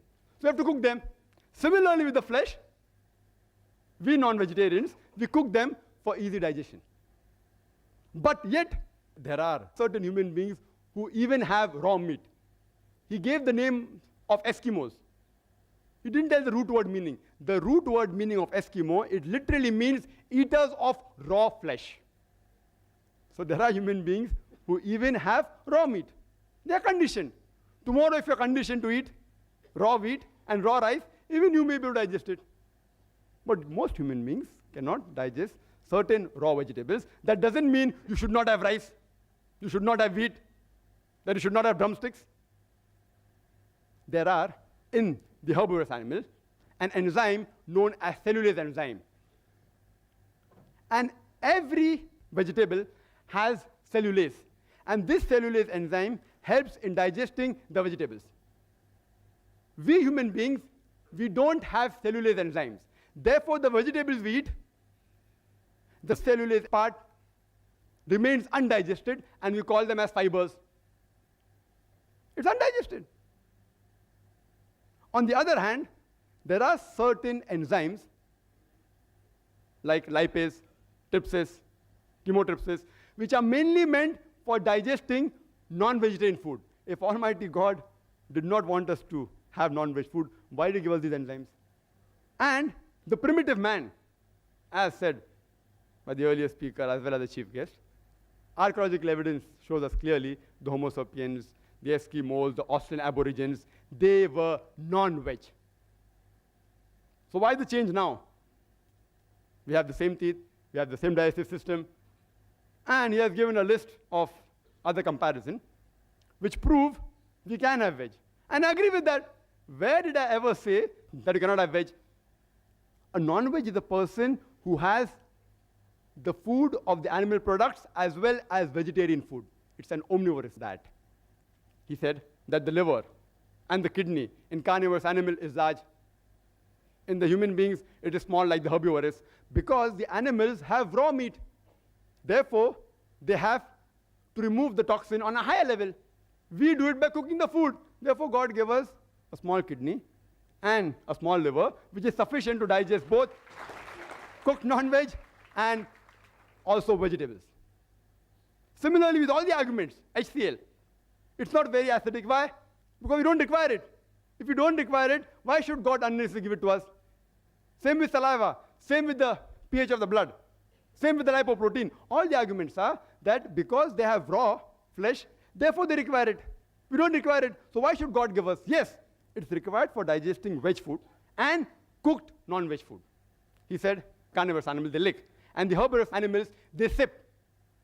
We human beings, we do both. We do both.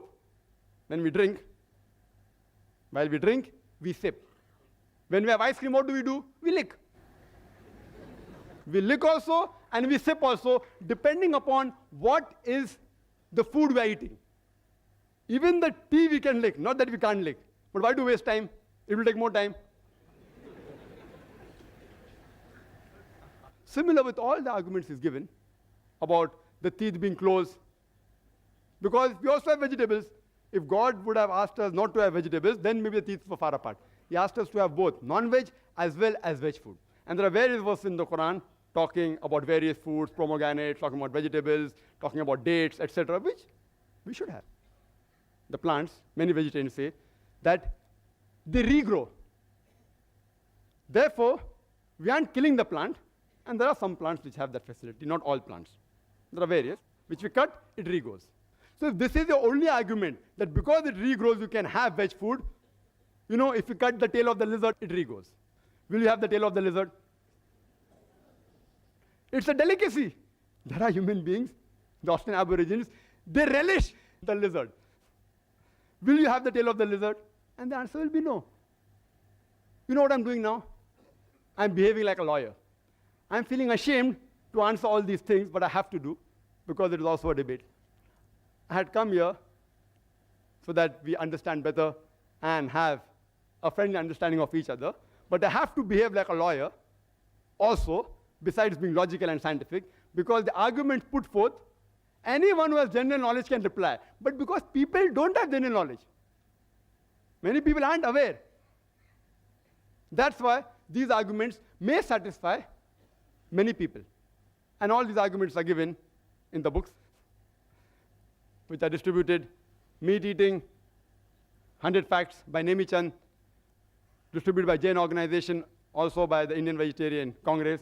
This is a book given to me by Mr. Zaveri.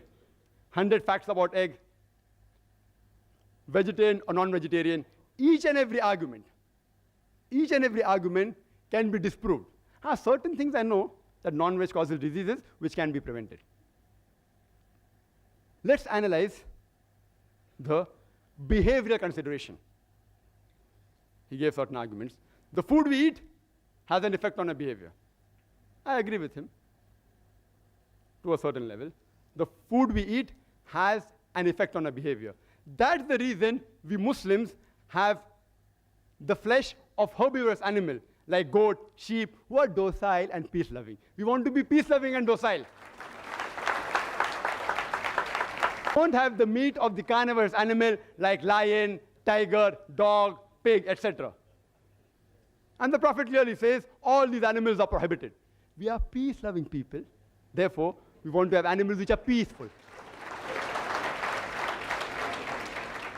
And countering argument, you all eat plants and you all behave like plants.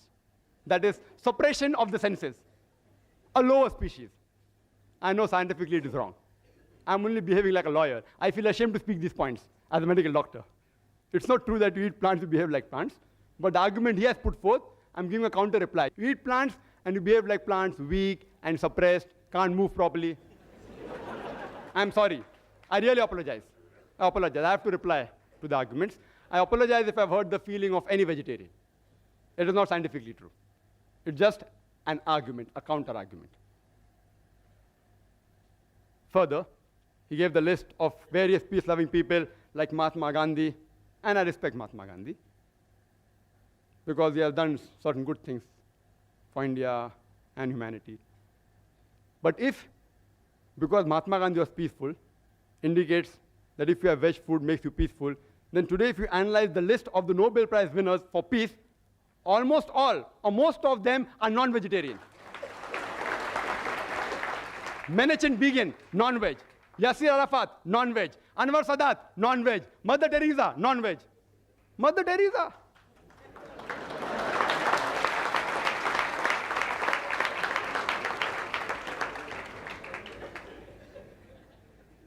I want to ask you a simple question. Which man in the history of humankind is known maximum for killing maximum human beings? Can you guess? Hitler, Adolf Hitler. He has killed 6 million Jews. Was he a non-veg or veg? Vegetarian. Anyhow, there are crusaders of vegetarians. Now on the internet if you go, they say, see, Adolf Hitler was a vegetarian is a myth. He sometimes had non-veg. And the other side says that when he had gastric problems, that time he had vegetable foods only. To tell you frankly, on a scientific viewpoint, I do not consider the diet of Hitler to be responsible for him killing 6 million Jews.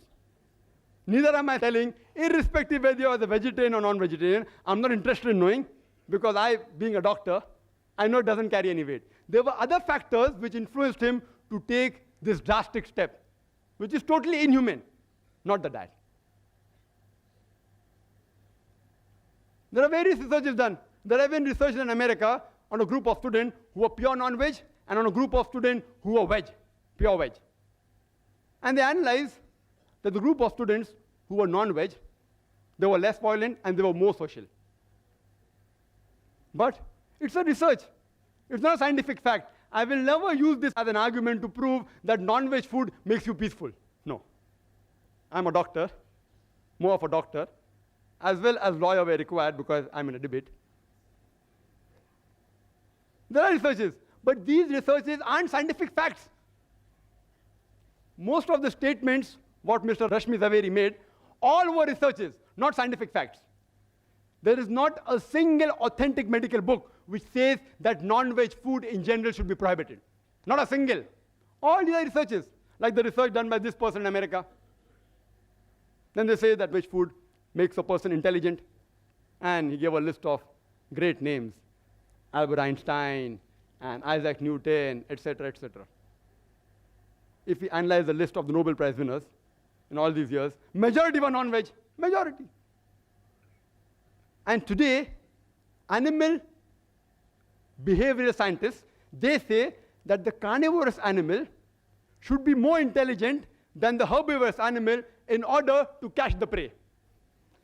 If he's not intelligent, how will he catch the prey? But anyway, I'm not going to use this as an argument, therefore non-veg food makes you intelligent, because these things don't actually affect a human being. The diet does affect a human being, but these arguments don't affect. These arguments don't affect. And all the other arguments given, they don't carry weight actually. There are people who give examples that non-veg food makes you strong is a myth. It's a scientific fact mentioned in several medical books, authentic, that non-veg food is good for health. It does have disease also, you can prevent them. There are proteins, which I'll come to it later on. And to counter-argue that, they're giving an example of Yadunath Singh Naik. Has anyone heard of him? Yadunath Singh Naik. In the army, it is mentioned in this book, Vegetarian or Non-Vegetarian, Choose Yourself by Gopinath Agarwal. Yadunath Naik, being a vegetarian in the army, in wrestling he defeated 2 non-vegetarians. Therefore, veg food makes you strong. I feel ashamed to reply to these arguments. I feel ashamed. It's a known fact that the title holders of world wrestling, yes, there are vegetarian wrestlers also, but if you compare with the full world, almost all the title holders of world wrestling are non-veg. The person known in bodybuilding maximum, who is he? Arnold Schwarzenegger. 13 times world titles he got. 7 as Mr. Olympia, 5 as Mr. Universe, and 1 as Mr. World. What was he, veg or non-veg? Non-veg. The boxer Muhammad Ali Cassius Clay, non-veg. Mike Tyson, non-veg. Yes, of course, non-veg food does add to the strength. That is a scientific fact. That's the reason that if you analyze that when a person is convalescing from a disease, it's preferable non-veg food. Not that you have to have non-veg, it's preferable, egg, etc. And I'll come to it later on. And then they give an example of a wrestler, Professor Ram Murthy. Never heard his name.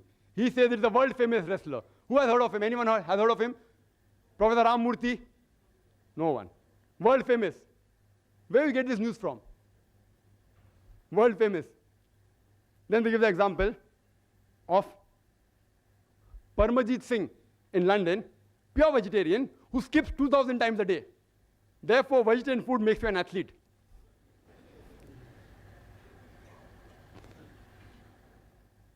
If these are the arguments supposed to be scientific, I really feel ashamed.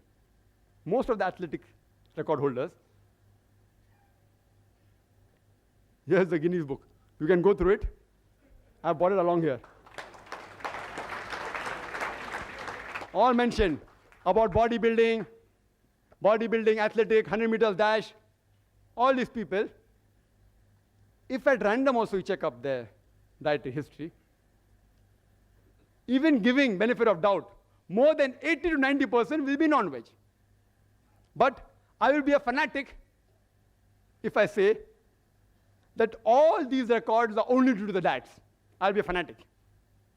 A few records may be related to the diet, but not all.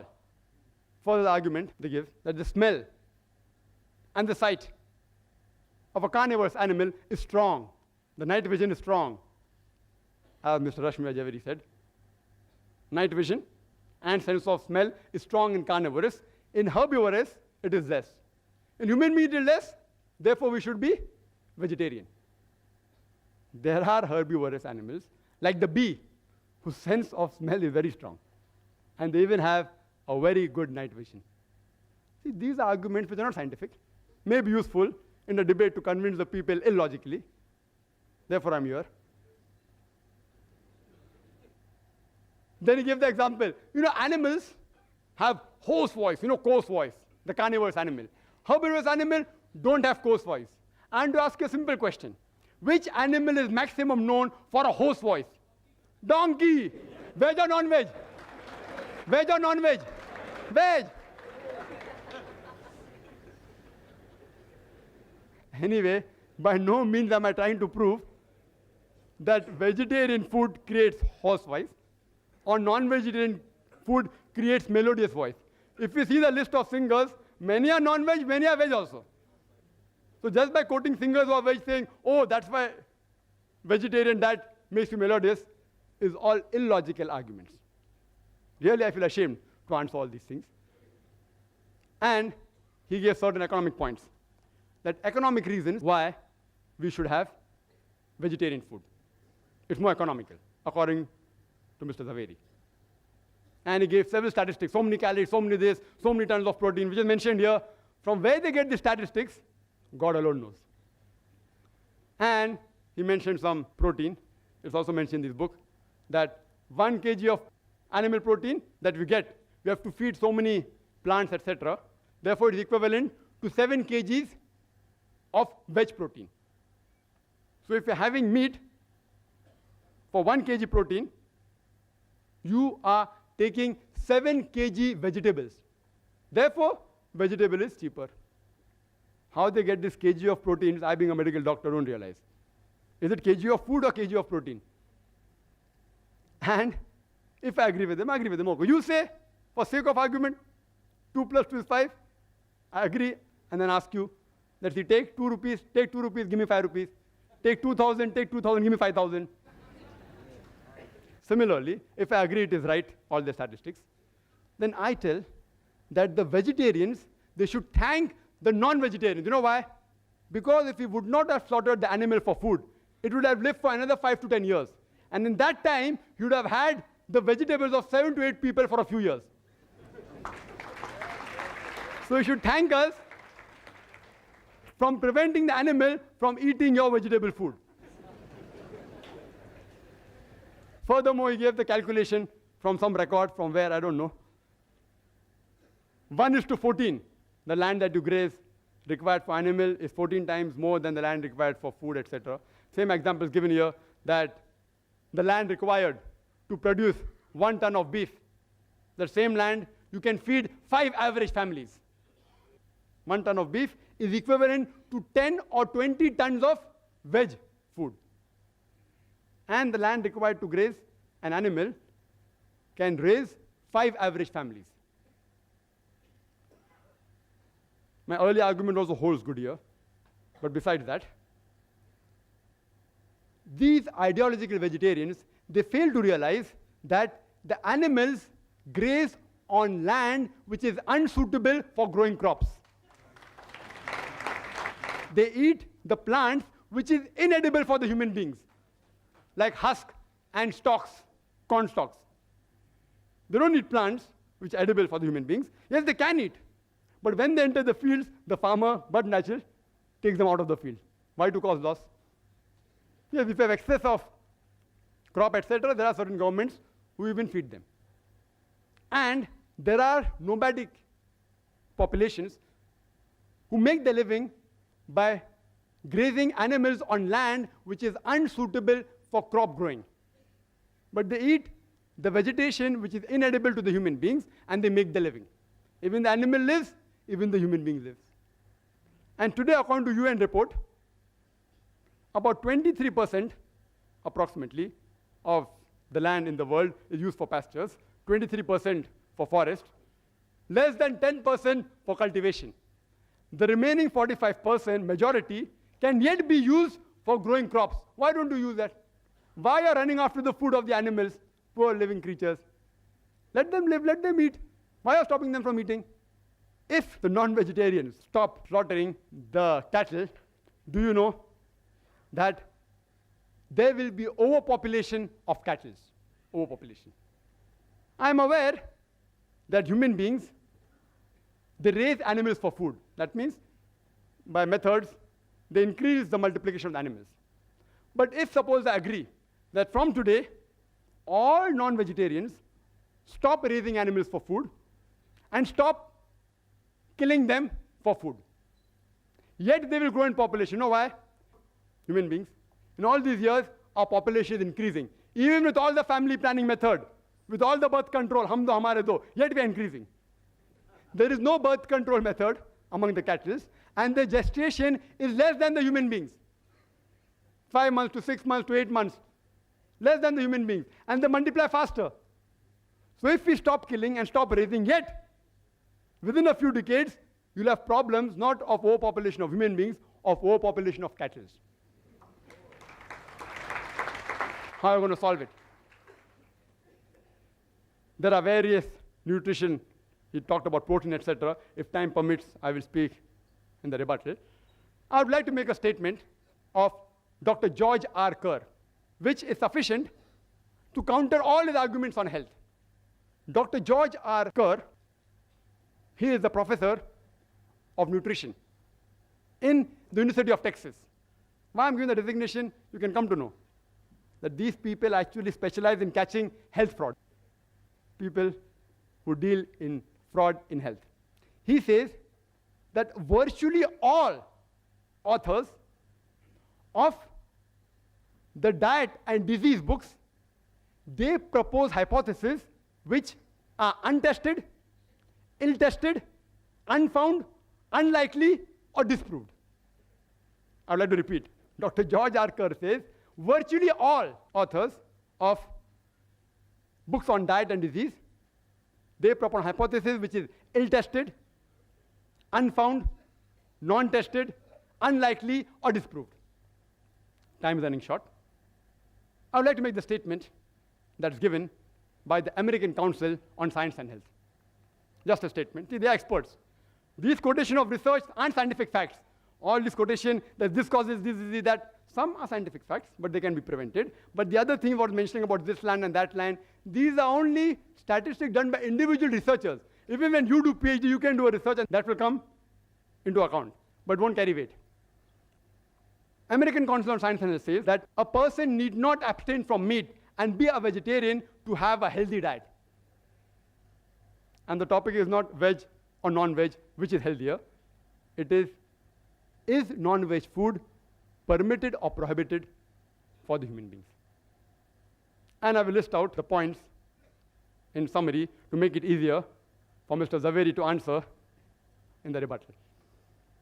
Point number 1, there is not a single major religion which bans or prohibits all non-veg food in general. Point number 2, geographical places like Arctic, where Eskimos live, how could you have provided food all these years back? And today also, if you provide, it's going to be more expensive. Point number 3, if all life is sacred, why do you kill the plants? Even they have life. Point number 4, even plants feel pain. Point number 5, even if I agree they have 2 senses less, killing a creature of 2 senses less is a lesser crime, is illogical. Point number 6, it's preferable to kill one animal and take one animal life than to take 100 lives of plants for feeding 100 people. Point number 7, each and every argument can be disproved. The liver and the kidney, HCl, same with saliva, same with the pH of the blood, same with the lipoprotein. Point number 8, the human beings have an omnivorous set of teeth for eating veg as well as non-veg. Point number 9, they have a digestive system which can digest both veg and non-veg and have proved it scientifically approved by the enzymes. Point number 10, primitive man was non-veg. So you can't say it's prohibited for human beings. Human beings means even for that person. Point number 11, the food you eat has an effect on a behavior, but saying that non-veg food makes you violent has got no scientific base at all. Point number 12, giving argument that veg food makes you strong, makes you peaceful, makes you intelligent, makes you athletes, are all myths. Point number 13, night vision and sense of smell is strong in carnivorous. In herbivorous, it is less. The carnivorous animal have hoarse voice, coarse voice. Herbivorous animal don't have coarse voice, are all illogical arguments. Point number 14, that veg food is cheaper, I've disproved it. It's not economical. In certain countries, yes. Like India, it can be. But if you go abroad, in the Western countries, veg food is more expensive. And fresh veg food is phenomenal. Fresh vegetables. Furthermore, point number 15, that the land required to graze the animal will cause scarcity of the land for growing crops is also wrong. Point number 16, if the non-vegetarians stop slaughtering the cattle, do you know that there will be overpopulation of cattle? Point number 17, according to Dr. Kerr, these books written by dietitian, they can't be relied upon. All the statistics given are mainly from there. There is not a single statement, point number 18, in any authentic medical book which says non-veg food in general should be banned. Point number 19, there is not a single government on the face of the earth which has banned all non-veg food as a general rule. And point number 20, that even the American Council on Science and Health has said that for a healthy diet, being a pure vegetarian is not required. These are sufficient proof, logical and scientific, that non-veg food has to be permitted. If Mr. Zaveri doesn't agree, I request him to answer scientifically, not by comparison on just researches. But yet if Mr. Rashmi Bhai Zaveri doesn't reply to more than 20 points which I've put forth, yet I will not ask him to become a non-veg, because I'm not a fanatic non-vegetarian. I'm not. Yet if you want to continue eating vegetarian food, I have got no objection. It's a personal choice. It's a personal choice. Some people like, due to certain taste, etc. It's a personal choice. And only thing I'd like to tell the people, that the vegetarians, the ideological vegetarians who do so much propaganda, that this has got more value, etc., they should stop such things and stop distributing these type of books which mislead the people. I would like to end my talk by giving the quotation of the glorious Quran from Surah Nahl, chapter 16, verse 125, which says, "Udu ila sabili rabbika bil hikmah wal mau'izatil hasana wajadil billati ahsan." That is, invite all to the way of thy Lord with wisdom and beautiful preaching, and argue with them and reason with them in the ways that are best and most gracious. Wa akhiru da'wana alhamdulillahi rabbil alamin.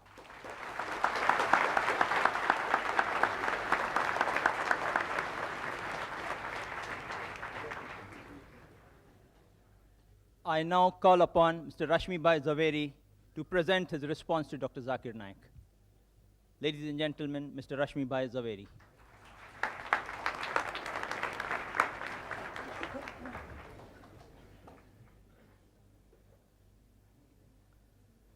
First of all, I really thank Dr. Zakir Naik for giving me the choice whether I would like to still remain a vegetarian or non-vegetarian. Thank you very much. I would request Mr. Coordinator that would you like to have the rebuttal or my comments now, or shall we have? No. Because after all, you know, this is No. Now it's better, you know, let's do have the some same question answer if you think. question answer we have in the third session. We have 3-part session.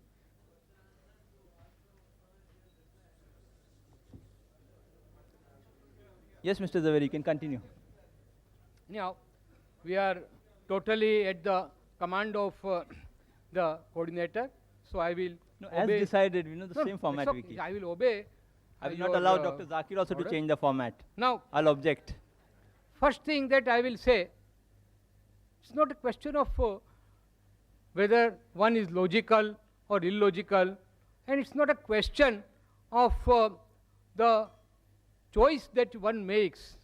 As I said in my talk earlier, everything is relative, and you have to understand this topic from that perspective.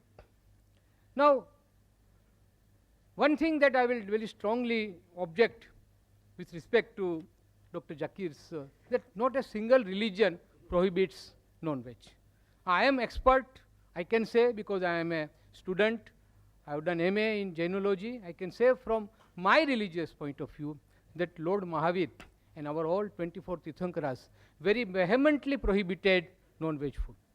I have already given you some quotations. You see, mainly arguments of Dr. Dean Ornish is based on the fact that non-veg food contains excessive protein, cholesterol, and saturated fat.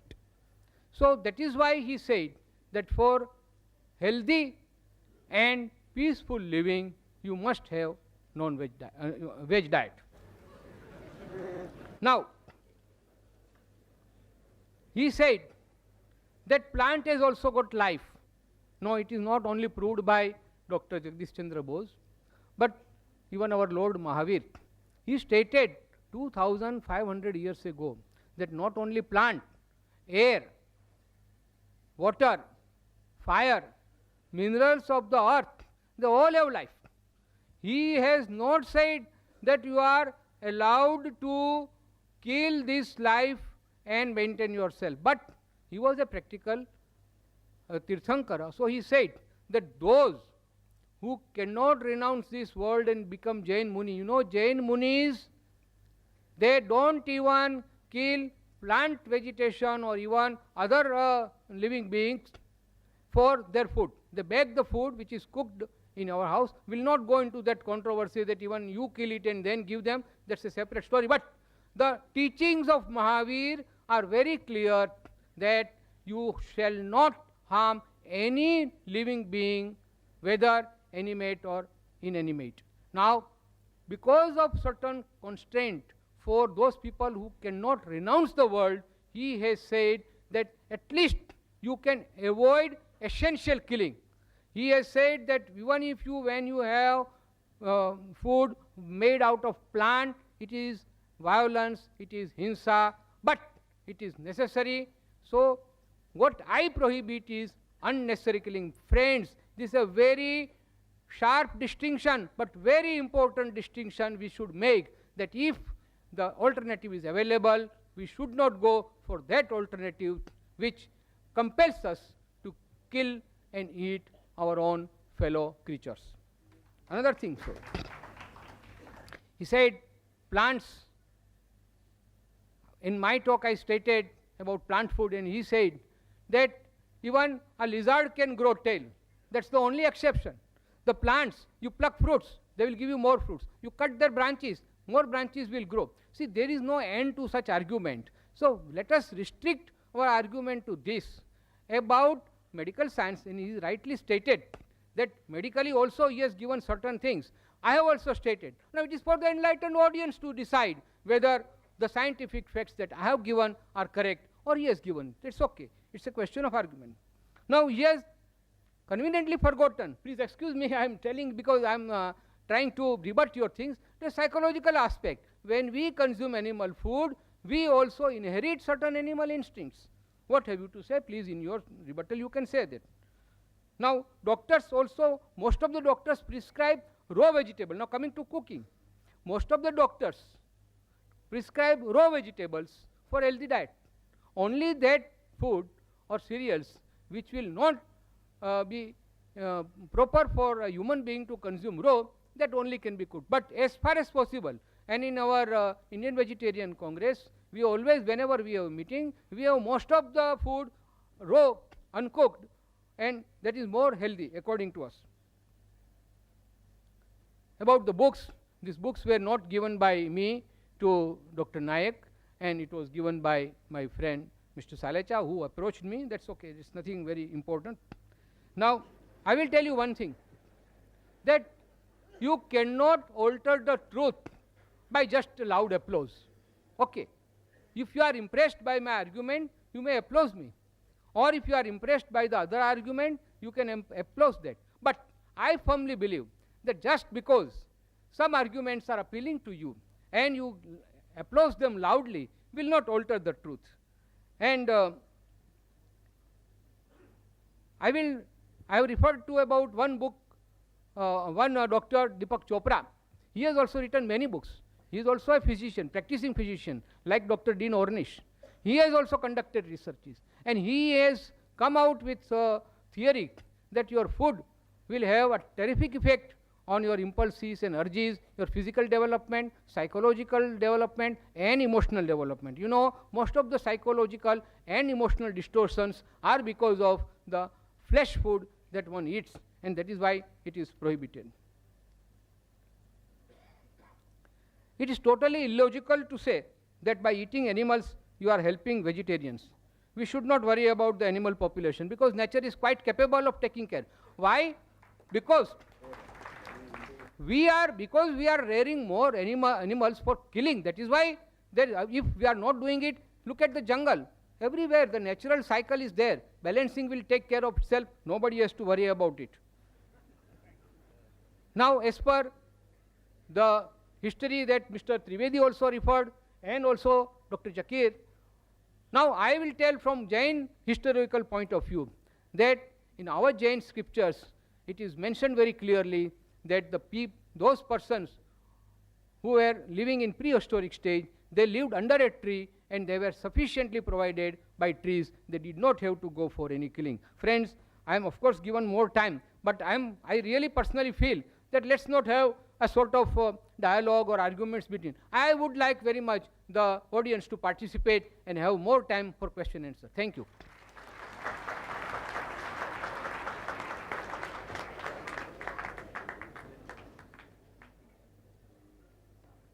Thank you, Mr. Zaveri. We have 5 minutes more. He's taking 5 minutes left. Now I call upon Dr. Zakir Naik to present a response to Mr. Rashmi Bhai Zaveri for 15 minutes only.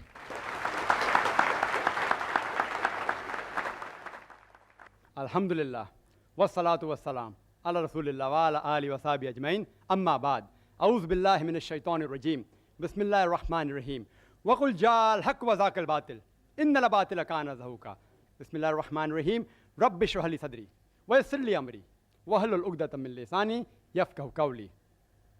The respected people on the dais and my respected elders and my brothers and sisters, I welcome once again all of you with Islamic greetings. Assalamu alaikum wa rahmatullahi wa barakatuh. May peace, mercy and blessings of Allah subhanahu wa ta'ala be on all of you. I have not conveniently forgotten anything. If you realize I spoke maybe half minute more than the time allotted, so how can you say I conveniently forgot? If you give me even 5 hours more, if you're willing to stay, because you were the person who kept time restrictions, you know, less time 30, I had to bargain for 50 minutes. I would love to speak for 2 hours. Even full day, I can do it, because I'm a marathon speaker, alhamdulillah. I'm a non-vegetarian.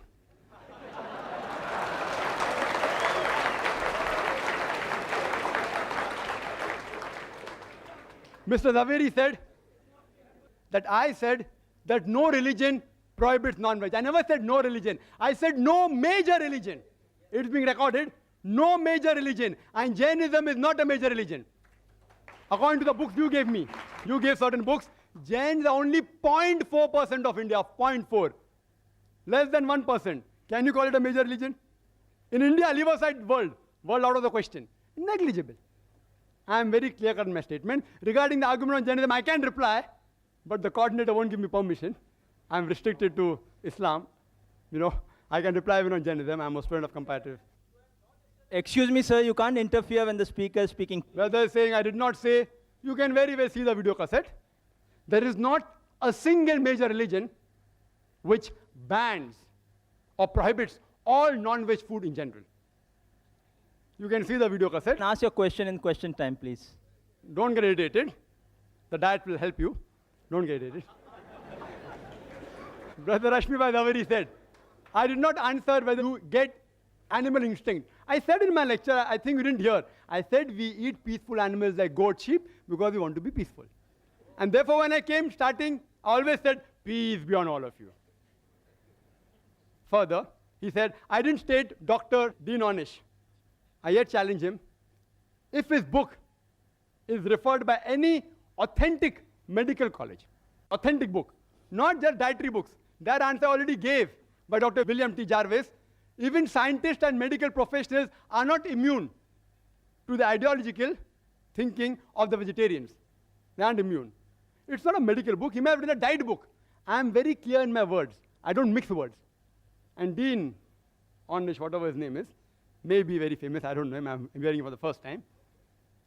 I don't know. I yet ask him to prove and check whether that book is referred as a textbook. Not as a medical book, a text medical book in a college. That shows authenticity. He said we should not worry about the cattle. Nature will take care. It is you all who are so much worrying. We aren't worrying. Nature made them in such a way that the moment you kill them, they will again come. God is the creator. Allah made them. If we kill lion, tiger, they will become extinct. Therefore, we cannot have their food. The cattle, we can have. God has made them that way. If we don't follow the instruction of God, there will be overpopulation. And regarding cutting of plants, what he said, you know, people say that if we have plants, the mother is yet alive. So in that way, the offspring of the cow, of the goat, the calves, that means can we cut them? Yes. The mother is yet alive. The cow is yet alive. And when the offspring becomes a mother, you can also kill the mother. So even if I agree with this logic, the plant survives. In the animals, more lives are surviving than the plants, if I agree with his logic. Furthermore, I said that best is prevention is better than cure. I agree with Dr. Onish when he says that vegetarian diet is helpful for certain diseases. Even I advise that. Where I said no. But the topic is not which food is healthier, but making a statement, it is banned for human beings. I challenge any authentic medical book. I'm a doctor, not books, whether given by Russia Foundation or Indian Vegetarian Congress, whatever it is. These books are stating things which are unfound, ill-tested, unproved. There is the Islamic method of prevention better than cure, which will answer most of your questions. The Islamic method is there of prevention better than cure. When we slaughter the animal, we do the zabiha. We cut the throat and the windpipe and the vessels of the neck without damaging the spinal cord. Otherwise, the nerve going to the heart may get severed, there may be cardiac arrest. When the spinal cord is not damaged and the vessels of the neck are slit open along with the throat and the windpipe, the heart is pumping, most of the blood flows out of the body. Blood is a very good media of germ and bacteria. If you slaughter the animal in this way, most of the disease transmitted by blood, many which you named, can be eliminated, can be prevented. The meat remains fresh for a longer time if it's slaughtered by the Islamic method. And people say, oh, it's so merciless. You all are so mercilessly killing, it dies of pain. When we slaughter in the Islamic method, when we cut the blood vessels of the neck, the blood supply going to the nerve, which is responsible for pain, is severed. So the animal does not feel pain. The animal kicks and writhers. You know why? Due to the gush of flow. The animal doesn't feel pain. It is contracting and relaxing because there's lack of blood in that part of the body. The animal does not die of pain. It dies a painless death. Painless. Painless. We eliminate most of the disease transmitted by blood. Secondly, there are many countries in the world and many people who raise animals, they give them hormones. And one was mentioned by Mr. Zakir, read the name. It's called as DES, diacylglycerol. It's a hormone injected to cattle so that they become fat and you get more money for flesh. This is haram in Islam. Carcinogenic hormones, if ingested in animal, even if you slaughter by the zabiyah method, it is yet haram. It is zabiyah but not halal. It is zabiyah and haram. If the cattle are injected with hormones, you are not allowed to have those hormones. Neither are we allowed to have cows which are fed with non-veg. Because the Prophet said, any animal that is fed with non-veg, it is prohibited for you. After that, if you take care of hygienic conditions and cook the meat very well, most of the diseases which Mr. Zaveri spoke, or not all, most of them will be eliminated. And in the non-veg flesh food, the most dangerous, which is commonly eaten, is pork. It has more than 70 different diseases which you can get if you ingest pork. More than 70 different diseases. And one of them is ischemic heart disease, which he spoke about. Because pork has more of fat-building material than muscle-building material, it gets deposited on the walls of the vessels, causing atherosclerosis, hypertension, etc. That's the reason in the Quran, no less than 4 different places, in Surah Baqarah chapter number 2, verse number 173, in Surah Ma'idah chapter number 5, verse number 3, in Surah Anam chapter number 6, verse number 145, and Surah Nail chapter number 16, verse number 115, it says, Hurrimat alaykumul maitutu waddamu wa lahmul khinzir, wa ma uhilla li ghayrillah bih. Forbidden for you for food are dead meat, blood, the flesh of swine, and any food on which any name besides God's name has been invoked. It's haram. So we abstain from it and we prevent several diseases of non-veg. Quran says in Surah Taha, chapter number 20, verse number 81, eat of the food we have provided for you in sustenance, but commit no excesses therein. Most of the diseases, what Mr. Rashmi Bhai Zaveri spoke about, is due to excessive eating. Even if you eat excessive veg food, you will have many diseases. I will not say, don't have veg food. I'm a doctor. I'm not an ideological, neither a fanatic non-vegetarian. So if you prevent eating in excess, most of the disease will be prevented. If you follow the Islamic guidelines, slaughter in the Islamic method, remove the blood, don't give hormones, cook the food very well, hygienic conditions, avoid pork, don't eat in excess, most of the disease can be prevented. It answers most of his arguments. Few are yet remaining. If time permits or in question answer time, if you ask, I will reply. Do you know that talking about healthy food, talking about all research and experiments, I'll talk something which is a fact. According to Dr. William, again very famous person, Dr. William, he says that vegetarian food extends the life of a human being for more than 6 years. If you have veg food, as compared to non-veg food, you live 6 years longer. Again, hypothesis. If you analyze, data was collected about all the people who lived above 100 years from 1932 to 1952. And on this data, a person by the name of O. Sejares, he wrote a book, Living to be 100, 1,200 people who did and why they did it. Everything is mentioned. In it, even diet is mentioned. Do you know out of 1,200 people, how many were vegetarian? How many? Guess. 1,000.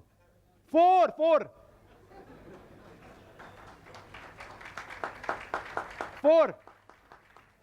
This survey wasn't done to prove veg food or non-veg food. It was done for other reasons, but even the diet was mentioned. It's a fact. It's not a research. It's a fact. Out of 1,200 people who lived in the span of 20 years, over 100 years, only 4 were vegetarian. You know alcohol? Alcohol alone, it is a veg diet or not? Alcohol is veg or non-veg? Veg. From juices of fruits. And the disease that are caused by alcohol alone is more than all the non-veg diseases put together. One vegetable diet. So just for alcohol, I cannot say that all vegetable foods should be banned. Today, scientists, and he'll agree, it's mentioned in these books also, the cause of maximum death in the world today is alcohol, number 1. So I don't ban all veg food. What do I say? As Quran says, Surah Ma'idah, chapter number 5, verse number 90. Ya ayyuhalladhina amanu, innamal khamru wal maisuru, wal anzabu wal aslamu, rijsun min amali shaitan, fashtanibu la'allakum tuflihun. That, oh, you believe, verily intoxicants and gambling and idol worship and dedication of stones and divination of arrows, these are Satan's handiwork. Abstain from it that you may prosper. Alcohol is a Satan's handiwork. Abstain from it. I only prohibit alcohol, not all veg food. And smoking. Second greatest cause of death in the world. Veg or non-veg? Veg. Can you prevent the alcoholic disease? Only way you can prevent is deferment it. It ceases to be alcohol. Can you prevent smoking disease? Don't have tobacco. Only option is prohibition. If there is no prevention, then comes the question of prohibition. So alcohol is prohibited. There are more than 400 fatwas by Islamic scholars. Smoking is prohibited because there is no prevention. You know kesari dal? Kesari dal, Indian government has banned it. It causes spastic paraplegia, staple food of Northwest Indians. Banned. Why? It causes death also. Spastic paraplegia. Alcohol. Many countries have banned, including Saudi Arabia, including states in India have banned it. Smoking in Singapore is banned in public places, in government places, in public transport. Kesari dal banned by India. If there's no prevention, then you can ban it. I do not know of a single government that has banned all non-veg food in general. Not a single. Yes, few non-veg food, like pork, Saudi Arabia has banned. There's no prevention, ban it. If there's no prevention, then you prohibit it.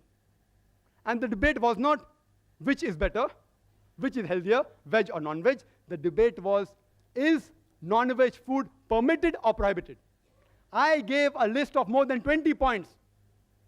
So I can very well say that Mr. Rashmi Zaveri conveniently stopped his talk 5 minutes before, not to answer these things. If you give me 1 hour more, I will continue speaking. Wild berries, they are poisonous. Strychnine, vegetable food, they are poisonous. Datura, poisonous. What's the solution? Don't have it. You know, water. Water has so many diseases transmitted. Cholera, paratyphoid, typhoid. It causes amoebiasis, giardiasis, roundworm, pinworm, viral hepatitis. I can go on talking. Only by water. What do? Do you ban water? You prevent it. You purify the water. The disease will be prevented. You know, milk. Milk has so many diseases. Shigella, cholera, paratyphoid, typhoid, tuberculosis, salmonellosis, brucellosis. I can go on listing. What do? Do you ban milk? What do? You pasteurize it. You don't ban it. You don't prohibit it. It's unmedical. Whether milk is non-veg or veg is a debatable topic. I won't argue on that. So if you cannot prevent the disease, then do you prohibit it? I have given various reasons, which Mr. Rasmi Zaveri hasn't replied. There's not a single government who has banned non-veg food in general. There's not a single major religion which has banned non-veg food in general. Therefore, I say that non-veg food is permitted, not prohibited. If I've hurt the feelings of any vegetarians while giving the replies to the speaker, I sincerely apologize from the bottom of my heart. I would like to end the talk by giving the quotation of the glorious Quran from Surah Isra, chapter number 17, verse number 81, which says, وَقُلْ جَاءَ الْحَقُّ وَزَاقَ الْبَاطِلِ إِنَّ الْبَاطِلَ كَانَ زَهُوقًا. When truth is hurled against falsehood, falsehood perishes. For falsehood is by its nature bound to perish. وَآخِرُ دَعْوَانَا الْحَمْدُ لِلَّهِ رَبِّ الْعَالَمِينَ.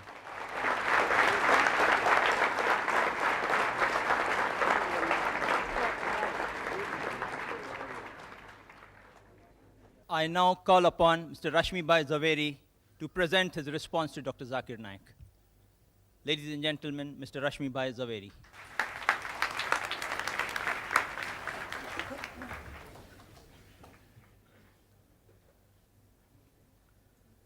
First of all, I really thank Dr. Zakir Naik for giving me the choice whether I would like to still remain a vegetarian or non-vegetarian. Thank you very much. I would request Mr. Coordinator that would you like to have the rebuttal or my comments now, or shall we have? No. Because after all, you know, this is... No. Now it's better, we'll let's do have the some same question and answer if you think. question answer we have in the third session. We have 3-part session.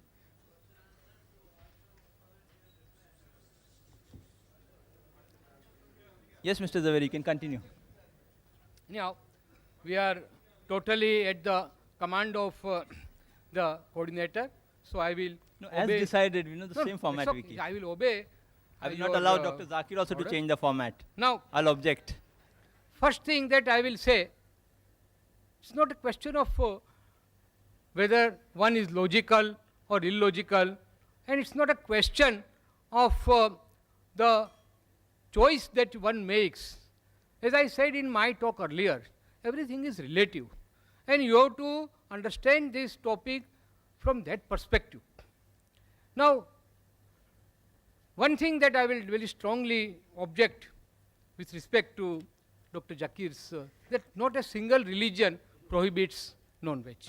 I am expert, I can say, because I am a student, I have done MA in Jainology. I can say from my religious point of view that Lord Mahavir and our all 24 Tirthankaras very vehemently prohibited non-veg food. I have already given you some quotations. You see, mainly arguments of Dr. Dean Ornish is based on the fact that non-veg food contains excessive protein, cholesterol, and saturated fat. So that is why he said that for healthy and peaceful living, you must have non-veg veg diet. Now, he said that plant has also got life. No, it is not only proved by Dr. Jagdish Chandra Bose, but even our Lord Mahavir.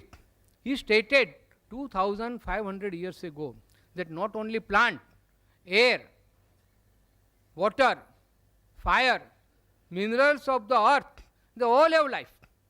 He has not said that you are allowed to kill this life and maintain yourself. But he was a practical Tirthankara. So he said that those who cannot renounce this world and become Jain Muni, you know, Jain Munis, they don't even kill plant vegetation or even other living beings for their food. They bake the food which is cooked in our house. Will not go into that controversy that even you kill it and then give them. That's a separate story. But the teachings of Mahavir are very clear that you shall not harm any living being, whether animate or inanimate. Now, because of certain constraint for those people who cannot renounce the world, he has said that at least you can avoid essential killing. He has said that even if you, when you have food made out of plant, it is violence, it is hinsa, but it is necessary. So what I prohibit is unnecessary killing. Friends, this is a very sharp distinction, but very important distinction we should make, that if the alternative is available, we should not go for that alternative which compels us to kill and eat our own fellow creatures.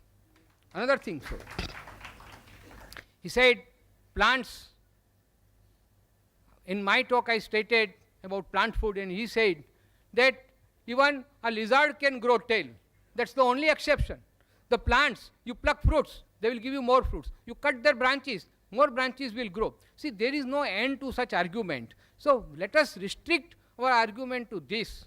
About medical science, and he rightly stated that medically also he has given certain things. I have also stated. Now it is for the enlightened audience to decide whether the scientific facts that I have given are correct or he has given. It's okay. It's a question of argument. Now he has conveniently forgotten. Please excuse me, I am telling because I am trying to rebut your things. The psychological aspect. When we consume animal food, we also inherit certain animal instincts. What have you to say? Please, in your rebuttal, you can say that. Now, doctors also, most of the doctors prescribe raw vegetable. Now, coming to cooking, most of the doctors prescribe raw vegetables for healthy diet. Only that food or cereals which will not be proper for a human being to consume raw, that only can be cooked. But as far as possible, and in our Indian Vegetarian Congress, we always, whenever we have a meeting, we have most of the food raw, uncooked, and that is more healthy according to us. About the books, these books were not given by me to Dr. Naik, and it was given by my friend Mr. Salecha, who approached me. That's okay, it's nothing very important. Now, I will tell you one thing, that you cannot alter the truth by just loud applause. Okay, if you are impressed by my argument, you may applaud me. Or if you are impressed by the other argument, you can applaud that. But I firmly believe that just because some arguments are appealing to you and you applaud them loudly will not alter the truth. And I have referred to about one book, Dr. Deepak Chopra. He has also written many books. He is also a physician, practicing physician, like Dr. Dean Ornish. He has also conducted researches, and he has come out with a theory that your food will have a terrific effect on your impulses and urges, your physical development, psychological development, and emotional development. You know, most of the psychological and emotional distortions are because of the flesh food that one eats, and that is why it is prohibited. It is totally illogical to say that by eating animals you are helping vegetarians. We should not worry about the animal population because nature is quite capable of taking care. Why? Because we are rearing more animals for killing. That is why if we are not doing it, look at the jungle. Everywhere the natural cycle is there. Balancing will take care of itself. Nobody has to worry about it. Now, as per the history that Mr. Trivedi also referred, and also Dr. Zakir, now I will tell from Jain historical point of view that in our Jain scriptures it is mentioned very clearly that those persons who were living in prehistoric stage, they lived under a tree and they were sufficiently provided by trees. They did not have to go for any killing. Friends, I am of course given more time, but I really personally feel that let's not have a sort of dialogue or arguments between. I would like very much the audience to participate and have more time for question and answer. Thank you.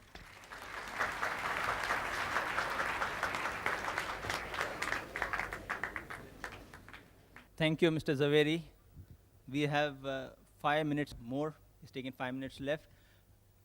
Now I call upon Dr. Zakir Naik to present a response to Mr. Rashmi Bhai Zaveri for 15 minutes only. Alhamdulillah, wassalatu wassalam, ala rasulillah wa ala ali wa sahbihi ajmain, amma ba'd.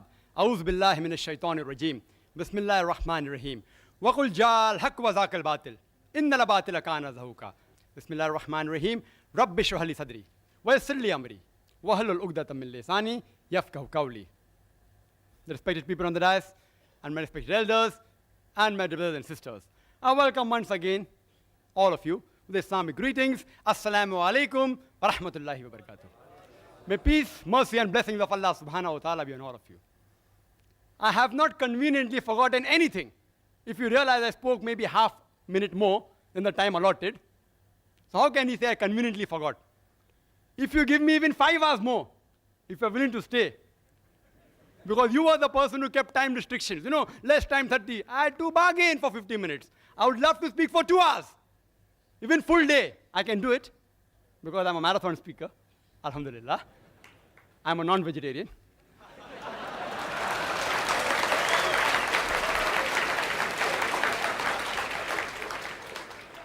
Mr. Zaveri said that I said that no religion prohibits non-veg. I never said no religion. I said no major religion.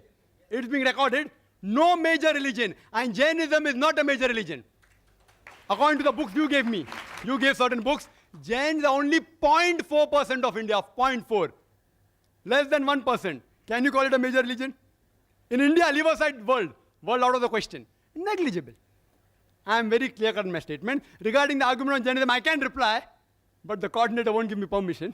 I am restricted to Islam. I can reply even on Jainism. I am a student of comparative. Excuse me, sir, you can't interfere when the speaker is speaking. Whether saying I did not say, you can very well see the video cassette.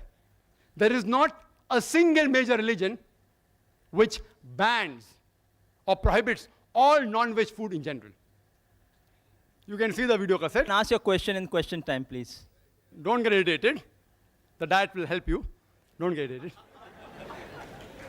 Brother Rashmi Bhai Zaveri said, I did not answer whether you get animal instinct. I said in my lecture, I think you didn't hear, I said we eat peaceful animals like goat, sheep, because we want to be peaceful. And therefore when I came starting, I always said, peace be on all of you. Further, he said, I didn't state Dr. Dean Ornish. I yet challenge him. If his book is referred by any authentic medical college, authentic book, not just dietary books, that answer I already gave by Dr. William T. Jarvis. Even scientists and medical professionals are not immune to the ideological thinking of the vegetarians. They aren't immune. It's not a medical book. He may have written a diet book. I am very clear in my words. I don't mix words. And Dean Ornish, whatever his name is, may be very famous. I don't know him. I'm hearing him for the first time. I don't know. I yet ask him to prove and check whether that book is referred as a textbook. Not as a medical book, a text medical book in a college. That shows authenticity. He said we should not worry about the cattle. Nature will take care. It is you all who are so much worrying. We aren't worrying. Nature made them in such a way that the moment you kill them, they will again come. God is the creator. Allah made them. If we kill lion, tiger, they will become extinct. Therefore, we cannot have their food. The cattle, we can have. God has made them that way. If we don't follow the instruction of God, there will be overpopulation. And regarding cutting of plants, what he said, people say that if we have plants, the mother is yet alive. So in that way, the offspring of the cow, of the goat, the calves, that means can we cut them? Yes. The mother is yet alive. The cow is yet alive. And when the offspring becomes a mother, you can also kill the mother. So even if I agree with this logic, the plant survives. In the animals, more lives are surviving than the plants, if I agree with this logic. Furthermore, I said that best is prevention is better than cure. I agree with Dr. Ornish when he says that vegetarian diet is helpful for certain diseases. Even I advise that. Where I said no. But the topic is not which food is healthier, but making a statement, it is banned for human beings. I challenge any authentic medical book. I'm a doctor, not books, whether given by Russia Foundation or Indian Vegetarian Congress, whatever it is. These books are stating things which are unfound, ill-tested, unproved. There is the Islamic method of prevention better than cure, which will answer most of your questions. The Islamic method is there of prevention better than cure. When we slaughter the animal, we do the zabiha. We cut the throat and the windpipe and the vessels of the neck without damaging the spinal cord. Otherwise, the nerve going to the heart may get severed, there may be cardiac arrest. When the spinal cord is not damaged and the vessels of the neck are slit open along with the throat and the windpipe, the heart is pumping, most of the blood flows out of the body. Blood is a very good media of germ and bacteria. If you slaughter the animal in this way, most of the disease transmitted by blood, many which you named, can be eliminated, can be prevented. The meat remains fresh for a longer time if it's slaughtered by the Islamic method. And people say, oh, it's so merciless. You know, y'all are so mercilessly killing, it dies of pain. When we slaughter in the Islamic method, when we cut the blood vessels of the neck, the blood supply going to the nerve, which is responsible for pain, is severed. So the animal does not feel pain. The animal kicks and writhers. You know why? Due to the gush of flow. The animal doesn't feel pain. It is contracting and relaxing because there's lack of blood in that part of the body. The animal does not die of pain. It dies a painless death. Painless. Painless. We eliminate most of the disease transmitted by blood.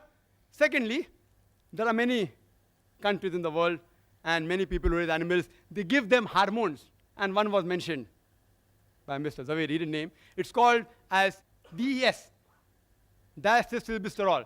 It's a hormone injected to cattle so that they become fat and you get more money for flesh. This is haram in Islam. Carcinogenic hormones, if ingested in animal, even if you slaughter by the zabiyah method, it is yet haram. It is zabiyah but not halal. It is zabiyah and haram. If the cattle are injected with hormones, you are not allowed to have those hormones. Neither are we allowed to have cows which are fed with non-veg. Because the Prophet said, any animal that is fed with non-veg, it is prohibited for you. After that, if you take care of hygienic conditions and cook the meat very well, most of the diseases which Mr. Zaveri spoke, or not all, most of them will be eliminated. And in the non-veg flesh food, the most dangerous, which is commonly eaten, is pork. It has more than 70 different diseases which you can get if you ingest pork. More than 70 different diseases. And one of them is ischemic heart disease, which he spoke about. Because pork has more of fat-building material than muscle-building material, it gets deposited on the walls of the vessels, causing atherosclerosis, hypertension, etc. That's the reason in the Quran, no less than 4 different places, in Surah Baqarah chapter number 2, verse number 173, in Surah Ma'idah chapter number 5, verse number 3, in Surah Anam chapter number 6, verse number 145, and Surah Nail chapter number 16, verse number 115, it says, Hurrimat alaykumul maitutu waddamu wa lahmul khinzir, wa ma uhilla li ghayrillah bih. Forbidden for you for food are dead meat, blood, the flesh of swine, and any food on which any name besides God's name has been invoked. It's haram. So we abstain from it and we prevent several diseases of non-veg. Quran says in Surah Taha, chapter number 20, verse number 81, eat of the food we have provided for you in sustenance, but commit no excesses therein. Most of the diseases, what Mr. Rashmi Bhai Zaveri spoke about, is due to excessive eating. Even if you eat excessive veg food, you will have many diseases. I will not say, don't have veg food. I'm a doctor. I'm not an ideological, neither a fanatic non-vegetarian. So if you prevent eating in excess, most of the disease will be prevented. If you follow the Islamic guidelines, slaughter in the Islamic method, remove the blood, don't give hormones, cook the food very well, hygienic conditions, avoid pork, don't eat in excess, most of the disease can be prevented. It answers most of his arguments. Few are yet remaining. If time permits or during question answer time, if you ask, I will reply. Do you know that talking about healthy food, talking about all research and experiments, I'll talk something which is a fact. According to Dr. William, again very famous person, Dr. William, he says that vegetarian food extends the life of a human being for more than 6 years. If you have veg food, as compared to non-veg food, you will live 6 years longer. Again, hypothesis. If you analyze, data was collected about all the people who lived above 100 years from 1932 to 1952. And on this data, a person by the name of O. Sejares, he wrote a book, Living to be 100. 1,200 people who did and why they did it. Everything is mentioned. In it, even diet is mentioned. Do you know out of 1,200 people, how many were vegetarian? How many? Guess. 1,000. Four.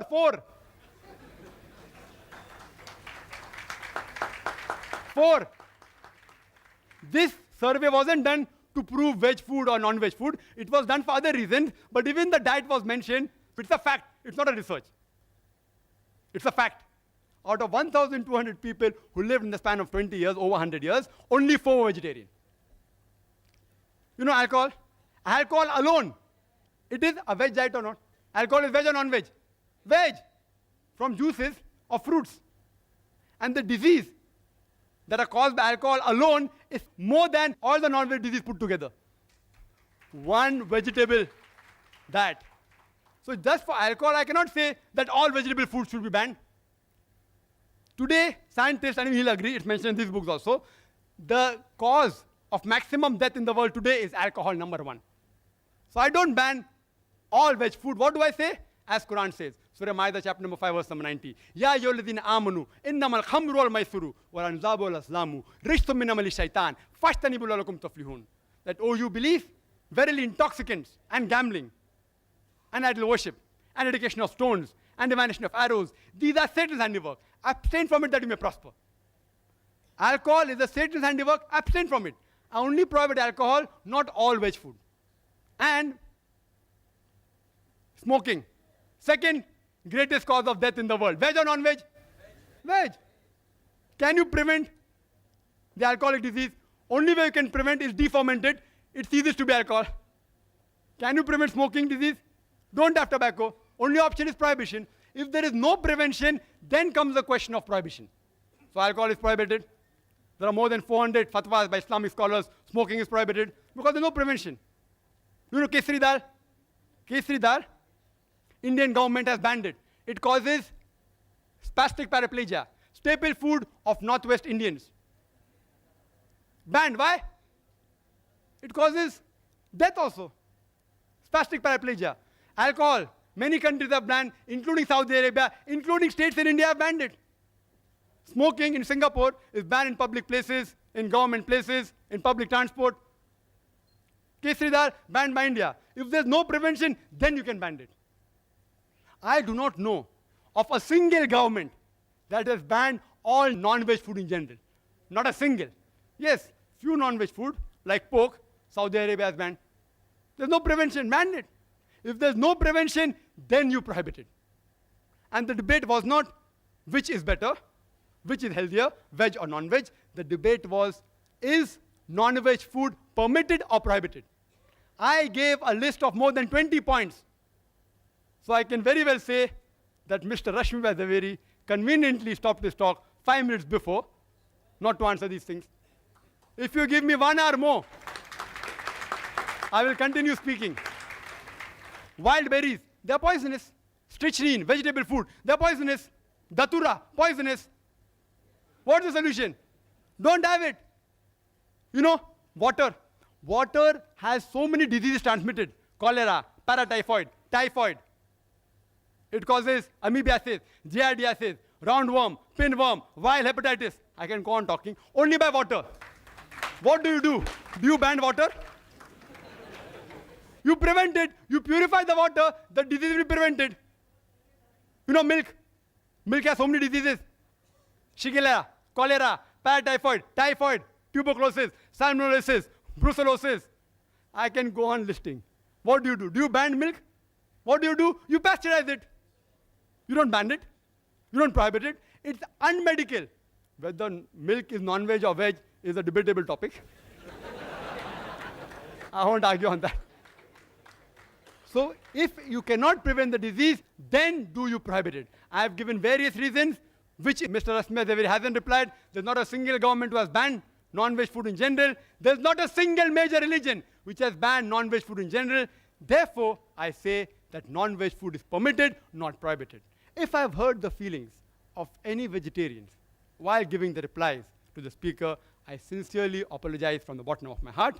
I would like to end the talk by giving the quotation of the glorious Quran from Surah Isra, chapter number 17, verse number 81, which says, وَقُلْ جَاءَ الْحَقُّ وَزَاقَ الْبَاطِلِ Inna al-batila kana zahuqa.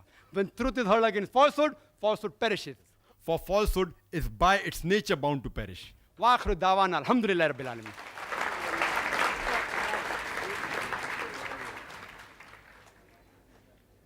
Now we begin the open question and answer session. To extract maximum benefit in the limited time that we have available in the question and answer session, we expect the following rules to be observed. Your question should be on the topic only, that is non-vegetarian food permitted or prohibited for a human being? Questions out of the topic will not be permitted. Kindly state your question briefly and to the point. This is not a lecture time, neither a cross-question time for the questioners. I repeat, kindly state your question briefly and to the point. This is not a lecture time, neither a counter question time for the questioners. Mr. Zaveri and Dr. Zakir should answer comprehensively, and each answer should not exceed 5 minutes. 4 mics have been provided in the auditorium, 2 next to the stage for the gents, and 2 in the rear central aisle for the ladies. If you wish to put a question to Mr. Zaveri, kindly queue up behind the mic with the name clip, question for Mr. Zaveri, similarly so in the ladies. And if you wish to put a question to Dr. Zakir, kindly queue up behind the mic with the name clip, question for Dr. Zakir. Only one question at a time may be asked. For your second question, you would have to go right at the back of the queue again and await your second chance. Written questions on slip papers, which are available from the volunteers in the aisles, would be given secondary preference if time permits. On your slip where you're putting a question, kindly tick or write to whom your question is addressed, Mr. Zaveri or Dr. Zakir, or it might be put aside. Kindly state your name and profession before putting forward your question so that the speakers would be in a better position to answer you. We would allow one question on each of the mics in a clockwise rotation, alternately addressed to each speaker. May we have the first question from the mic on my left? So we have first gents, ladies too, then gents again. Yes, brother, we can have the first question from you. That's for Mr. Zaveri? Yeah. Yes. Respected Chief Guest and Mr. Javeri, my question is, you have spoken non-vegetarian is prohibited from various angles, and you have spoken about your Lord Mahavir. Mahavir advised that killing animals and living happy at the expenses of others is prohibited. Now please explain to me, did Mahavir say that can you eat vegetarian? Vegetarian in the sense, I mean, Mahavir never go and cut trees and have vegetable foods. He was always sitting under the tree, and the food which he has eaten is mostly fruits which has fallen from the tree. He was not plucking up the fruits and ate. So please explain to me, because you have spoken on the subject of this, non-vegetarian is prohibited for the thing. And please explain to me what is the Jain view, because your idea is what Okay. Mahavir said. What Please, Mahavir said. I've understood your question. please. I will reply. See, I have stated already that what Lord Mahavir stated, that even plant has got life. And he says that even eating vegetable food is, as per the Jain scriptures, is prohibited for Jain Muni. But because of constraint, everybody cannot become a Jain Muni. That is why he said that at least the unnecessary killing of animals should be avoided. He never said that eating of plant food is allowed even for Jain Munis. Yes, sister. Question for Dr. Zakir. Assalamu alaikum, Brother Zakir. I'm Humayma here. I have a question. There are various pamphlets distributed by a vegetarian society quoting the Quran from Surah Hajj that it is not the meat nor the blood that reaches Allah, but your piety that reaches Him, thus proving that Islam prohibits killing of animals for fowl. There are many quotations from Quran and Hadith showing concern for animals. I would like to thank the sister. She has asked a very fundamental question, that there are certain pamphlets distributed by organizations proving from the Quran and Hadith that non-veg food a Muslim should not have, it is prohibited. And this was the initiation of this debate. I didn't touch on it because, they told me to keep out of religion. But since it's a question I'm compelled to answer. This was a pamphlet that the president of Krusha Foundation, Mr. Dhanraj Salesha, he gave, and how this debate was initiated. He gave this pamphlet quoting from the Quran. I'll just give also reference. The reference is a bit wrong out there, but I don't catch on the reference. He's quoting a verse from Surah Hajj, chapter 22, verse number 37, which says that it is not their meat, nor their blood, which reaches Allah, which reaches God, but it is your piety that reaches Him. And I agree with that, totally. It's indicating that Islam is not like certain other religions, which believe that Almighty God requires blood and meat to survive. It's saying that when you sacrifice, blood doesn't reach God, meat doesn't reach God. It is your intention. It is the righteousness. It's the piety which you sacrifice. Allah considers that piety. That is the reason when we sacrifice in Eid al-Zuha, minimum 1/3 portion of that animal has to be given compulsory to the poor people. 1/3 can be given to friends and relatives. And maximum 1/3 you can keep for personal use. There is no part kept for Almighty God. Because Quran says in Surah Anam chapter 6, verse 14, that He feedeth everyone, but does not require to be fed. Allah Almighty God feeds everyone, He doesn't require to be fed. This verse is clear that when you sacrifice, Allah sees your intention, He doesn't require blood and meat of the animal. There's one more quotation. There are various, it will take me 1 hour to reply to all. I'll just pick up the second quotation of Quran, the two Quranic quotation. It says in Surah Baqarah chapter 2, verse number 205, that when they turn away, they create mischief through the land. By destroying crops and cattle, Allah loves not those who make mischief. After giving this quotation, below it's mentioned that therefore you should not have non-veg. Their interpretation. The Arabic word used is nasal, which some have translated as cattle. It actually means progeny. But irrespective whether nasal you translate as cattle or progeny, if you read the context, those people who create mischief throughout the world by destroying crops and cattle or progeny, not slaughtering for food, destroying for creating mischief. Allah does not like those who make mischief. So if you kill any animal, even the plant if you kill, for making mischief, Allah doesn't like. If you say this verse refers to not having for food, that means you should not even have the crops. If I agree with you, this verse refers not to have cattle. Even crops is there. It is a very wrong way of argument. They don't do self-analysis. Crop is also mentioned there. If they say by this verse, non-veg is prohibited, even veg is prohibited. It is not. Neither non-veg is prohibited, neither veg is prohibited. Certain foods which Allah has prohibited is mentioned in the Quran. The others Allah says in Surah Baqarah chapter 2 verse 168, eat of the good food we have provided for you. Regarding animal concern. Yes, there are various hadith. If you read Sahih Bukhari, volume number 3, hadith number 551, and Sahih Bukhari, volume number 8, hadith number 38, it speaks about a man who gave water to a thirsty dog. And Prophet said, he'll be rewarded. So people asked, do you even have reward for giving water to a thirsty dog? The Prophet said, yes. For every kind act you do to the animal, you will be rewarded. Imagine in the days of ignorance, Yawm al-Jahiliyyah, 1400 years ago, where human beings were treated like animals, our beloved Prophet Muhammad sallallahu alaihi wasallam spoke about animal rights. Prophet said, don't overload the animals. You know, today in India, 2 bullocks are supposed to carry by law not more than 500 kgs. They carry more than a ton. Prophet said, don't overload them. Don't ill-treat them. Don't tie them and shoot them. Mentioned Sahih Muslim, volume number 3. Hadith number 4812. It's also mentioned in Sahih Bukhari. Don't tie the animal and shoot them.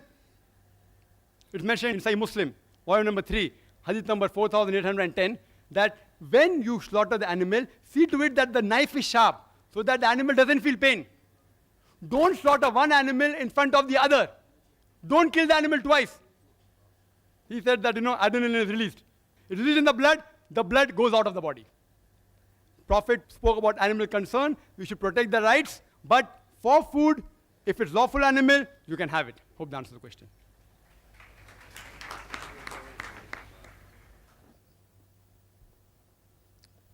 Yes, sister.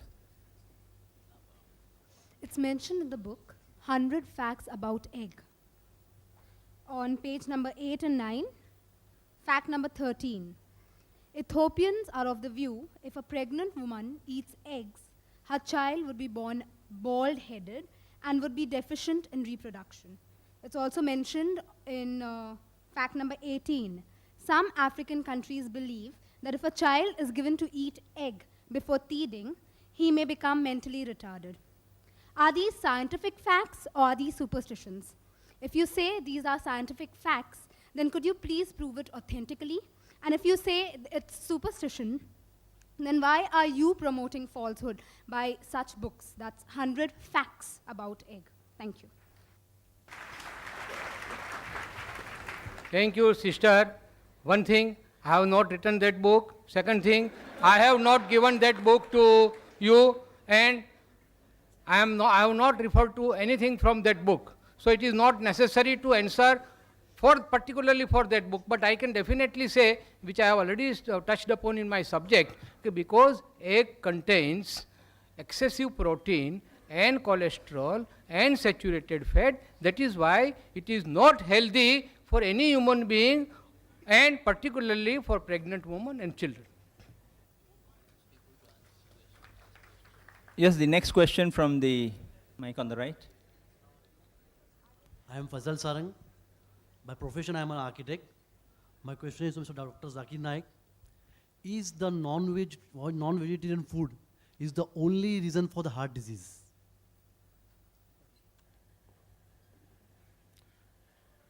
The brother asked a very good question. That is non-veg the only reason for the heart disease? And this was spoken by Mr. Zaveri, that flesh, animal flesh, chicken, mutton, beef causes heart disease. It can cause, he's right. And he further said, there is not a single vegetable source which contains cholesterol. If you tell that to any doctor, not the ideological vegetarian, they'll agree. Heart disease is caused when the diet contains more fat and more cholesterol, irrespective whether it is veg or non-veg. Irrespective. Non-veg foods do contain high cholesterol, but even vegetable foods, groundnut oil, cashew nut, coconut, ghee, butter, all this, even a common housewife knows. You know why? There are ads in the media. Have Safola oil, will not cause heart disease. Indicating the other oils cause heart disease. Simple. You don't have to be a doctor. It's a blatant 100% falsehood. I, being a medical doctor, I challenge Mr. Rashmi Vadavi to answer, does butter contain fat or not? And the doctors do tell the people suffering from heart disease, don't have fat, don't have butter, don't have groundnut oil, don't have cashew nut oil. So where did he get this idea from? From these books.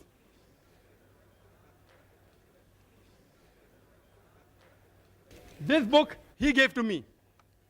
Correct? This book you gave to my brother. Who gave? Mr. Salecha.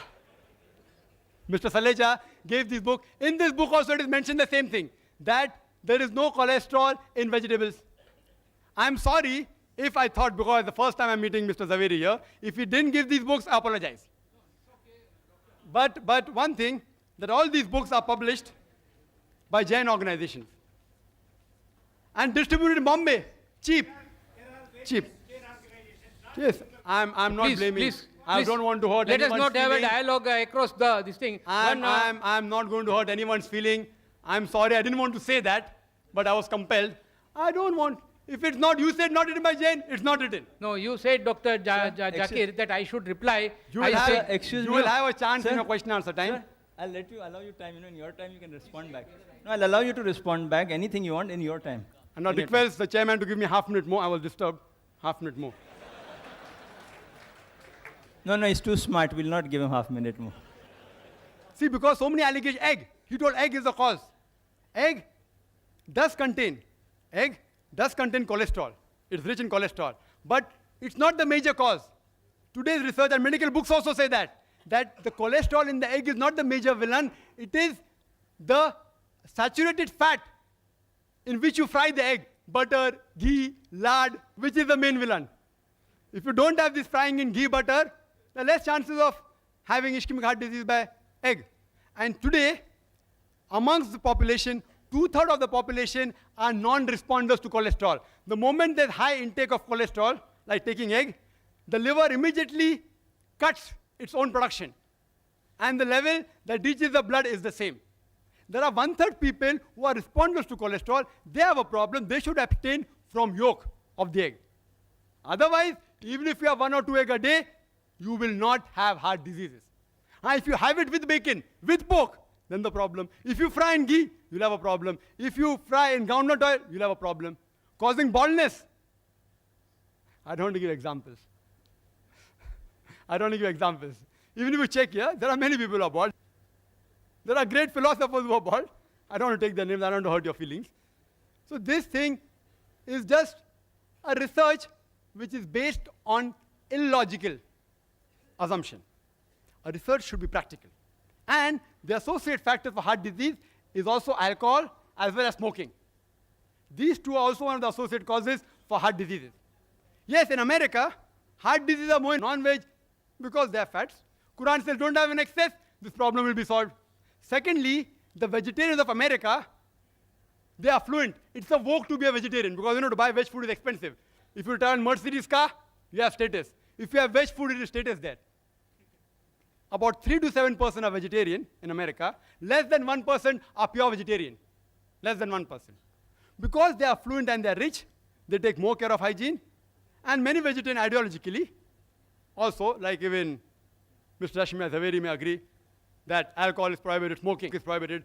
Because of associated factors, the case of heart disease in vegetarian is less. But anyone who has food which is rich in cholesterol or fat, irrespective whether it is veg or non-veg, he will have heart disease. To prevent it, follow the guidance in the Quran, in Surah Taha, chapter number 20, verse number 81, that do not commit excesses. That reminds me of a story. In school we had learned that there was a religious priest who ate excessive food, and he had 64 laddus, and when he came back, his wife said, that why don't you have Furan Chutki, some digestive? So he says, Are bauli akal nahi ban ke 6 bachchon ki mata, agar churan chutki ke liye jagah hoti, to main 2 laddu aur na bhog leta. Brother. The question is directed to Mr. Rashmi Zaveri. This is a book I've come across, which is named Meat Eating 100 Facts. Please, sir. This is not concerning to you. You may put your question saying one book writes like that rather than saying this person's book or that. You say this book states so and so, that would be acceptable. Okay, here is a book from Jain publication. You being a Jain, I'm asking you a question, which is, the name is Meat Eating 100 Facts, written by Dr. Nemi Chand. And it gives a cartoonic representation of meat-eating people, which I feel it's very insulting and, it's degrading, defaming. So I just want to ask you, in this Jains being tolerant, is it fair enough for Jains to publish such books which can hurt people's feeling? Is this, it's mockery, Please answer. Yes, the speaker would not like to answer to that. I give him the full right not to answer to your question, which a speaker feels is But not I'm just suitable. asking about, We will allow the second question. Will the speaker? The question of Okay, being the next tolerant. question, please, for the. He passes that answer. He would not like to respond. I'm He not doesn't- satisfied. See, the speakers have a right. See, I would request the questioners not to get worried or agitated in any sort. The speakers have a full right not to respond, or if you feel your question is not right or not suitable for them, they have a right not to respond back. Kindly note. So put your question and frame it in such a way that it is not vulgar, neither derogatory. And yes? Yes. So it should not be derogatory to the speaker or to a particular faith, put it in a factual manner. This is what stated, what is your opinion? Don't give your comment in a derogatory manner. Ask, what do you say about this? Yes, don't give your opinion. Let the speaker give their opinion on the subject. Yes, sister, the next question for Dr. Zakir. Assalamualaikum, brother. My name is Azra. I would like to ask, in a book promoting vegetarianism by Gopinath Agarwal, on page 15th and 16th, he says that the milk a cow gives in its lifetime can satisfy 90,000 persons at one time. But the same cow is killed for flesh can satisfy 1,000 persons at one time. The same applies for goat also. He says killing the goose that lays a golden egg daily is never a wise proposition. Do you agree with him? The sister asked a question again from the same book. And I would like to make a clarification. Mr. Salechar, he gave these books and said you can have more books, the letter is there if you want. And these books are available various marketplaces. People are bound to buy, etc. That's right. Therefore, I'm requesting the people. That's right. That's right. The brother asked, why am I repeating? Because all the arguments are mentioned here. These arguments, if it's not mentioned here, I wouldn't have repeated it. I'll be able to. Please, I think your tempers must be calm. What Mr. Javeri said very correctly, book is written by somebody else. It is he who should try to defend the book. Mr. Javeri doesn't want to defend the book. So let us forget the book and ask all questions which are pertaining to the talk. Correct, and I agree with it. I agree with it. Mr. Zaveri read from books. He didn't do a research. He read books which speaking against non-vegetarian. He read books and he presented the fact. Either I accept it or I say the fact is wrong. I can't say because I didn't read the book, no one can ask me questions. That's illogical. If you ask me any questions pertaining to non-veg food, I either say the book is false or I say that it's illogical or it's logical. Why do you have to get irritated? It's a book promoting vegetarianism. If someone gets me a book against Islam, I will say that book is false. Excuse me, I don't allow a debate between the audience and the speaker. The audience just put the question, the speaker can only answer the question. Don't get involved. I will not allow Dr. Zakir, neither Mr. Zaveri to get involved in any debate with the audience. This is not a debate time for the audience. Kindly note. You can continue with the answer. I'm going to start with the answer. You can start the timing also. If I'm going to be interrupted every time, I want to give a complete answer. I would request the chairperson not to be biased towards one person only. If they're interrupting my answer, I have to be given time. And sister raised an argument, which is there not only in this book, even in other books on internet. You go to the internet, the same argument is given. First thing is, that is milk veg or non-veg is a big question. There are vegetarians who say that milk is non-veg. This book.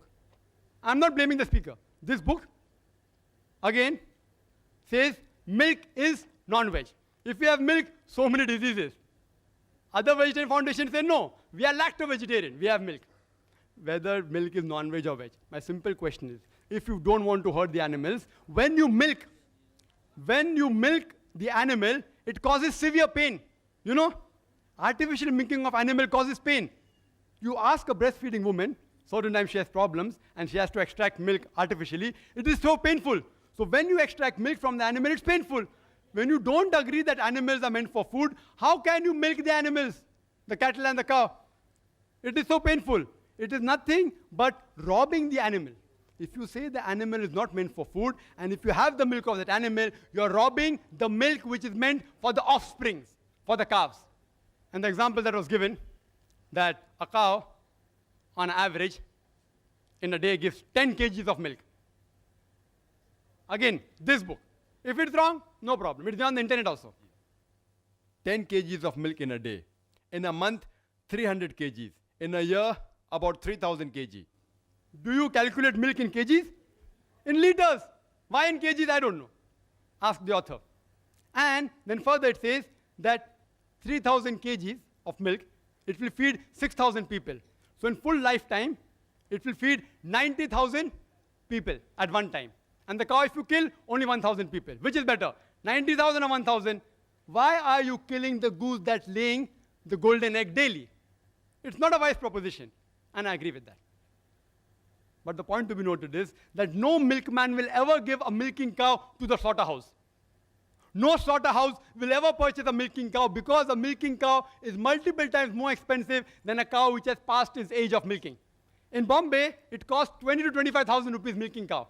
An old cow which has crossed the milking age costs only 3 to 5,000 rupees.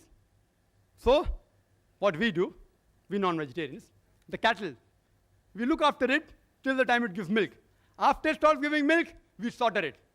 We take all the eggs of the goose. When it stops laying, we slaughter the goose for its flesh.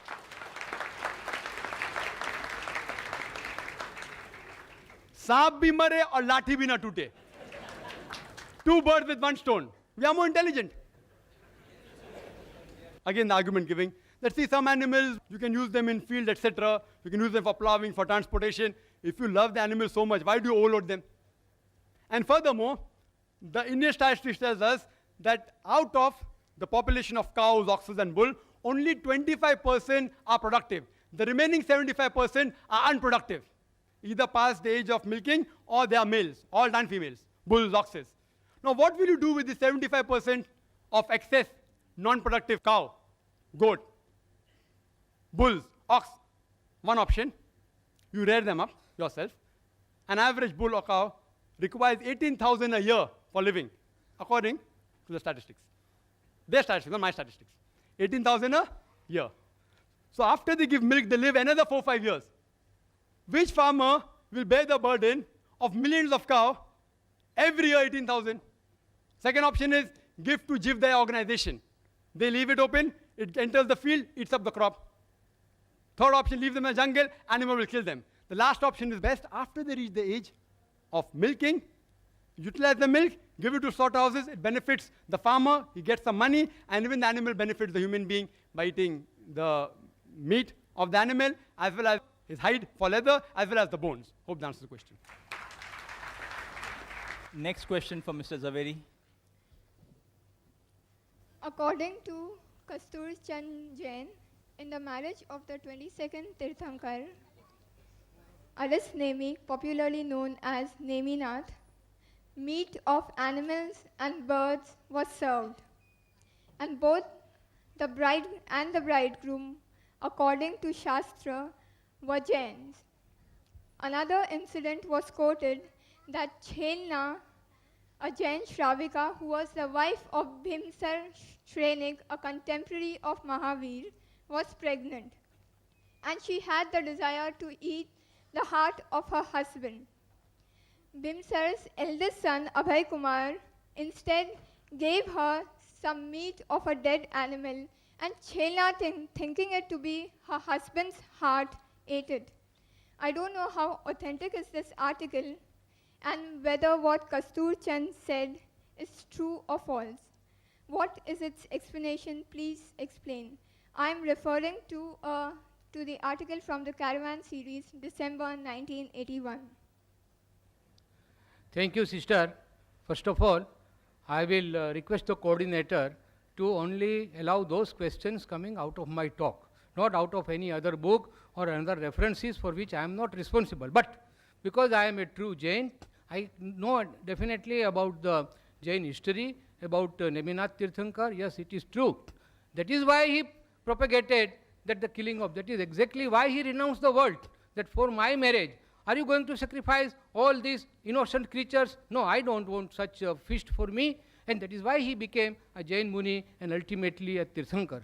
So that is why I can say that all Jain Tirthankaras have absolutely, in absolute terms, have prohibited non-veg food. Thank you. And please restrict your questions to my talk only, not because it seems, I don't know, it seems that these books were given in all good faith, that they should understand our viewpoint. It seems that they are all distributed to those people and they are now asked to ask questions. I don't think that is fair. You can ask me any question from my talk. I will be very happy to say that. I would like and to I will request any question can be asked on the topic. The thing is there, whether it's in the talk or out I of don't the talk mind, of the that is okay. speakers, not necessarily the And another point I will tell Any question Mr. on the Coordinator topic, it should not be that Mr. Y.P. Trivedi and myself, we both have got other meetings, so we would like to conclude within 5 minutes. What I would suggest, See, the time given to both the speakers to speak was 50 minutes. Then 15 minutes was for response. Then we would have a question answer session for 50 minutes. If any of the speakers would like to forfeit the time of not carrying on with the question session, and if they have an emergency, I would excuse them, but I would continue the question answer session for 50 minutes, because that has what been the chart given to me. I have to execute it like I had been told. Dr. Zakir cannot in his talk or response speak on any other religion. Forcefully got him not to speak on it. I'm telling you, forcefully I had to convince him you cannot touch anything else. I got him convinced because that was the request, his respect. Now what both speakers have agreed to, I have followed that. Anything which both speakers don't agree, I have thrown it out. Let me be very clear. We have said 50 minutes, we'll allow 50 minutes, but if one speaker would like to leave early for any emergency or any requirement, a person has got a full free will and a choice. I would respect that requirement, but we'll continue question answer for 50 minutes. I've written down the time, 12:45, close down at around 1:30, right? So I think that is being very fair and clear on my part. The next question for Dr. Zakir. Assalamu alaikum, Zakir bhai. My name is Khan Abdul Sami, and my question to you is, food value charts are distributed by vegetarians showing that the proteins and iron content of vegetarian food is higher than non-veg food, and thus they say veg food is more nutritious than non-food. Your comments, please. Thank you. The brother asked a very good question. I would like to reply to the question posed by the learned speaker also. He doesn't know who distributed them. It is given in writing out here. It is given by Rishabh Foundation to IRF saying, we would be pleased to give you more such material in huge quantities if you like the same to be circulated among Muslim brothers in Mumbai. Free of charge, huh?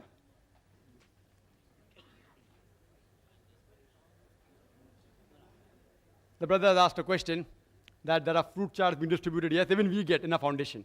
We didn't respond, saying that it's not worth responding.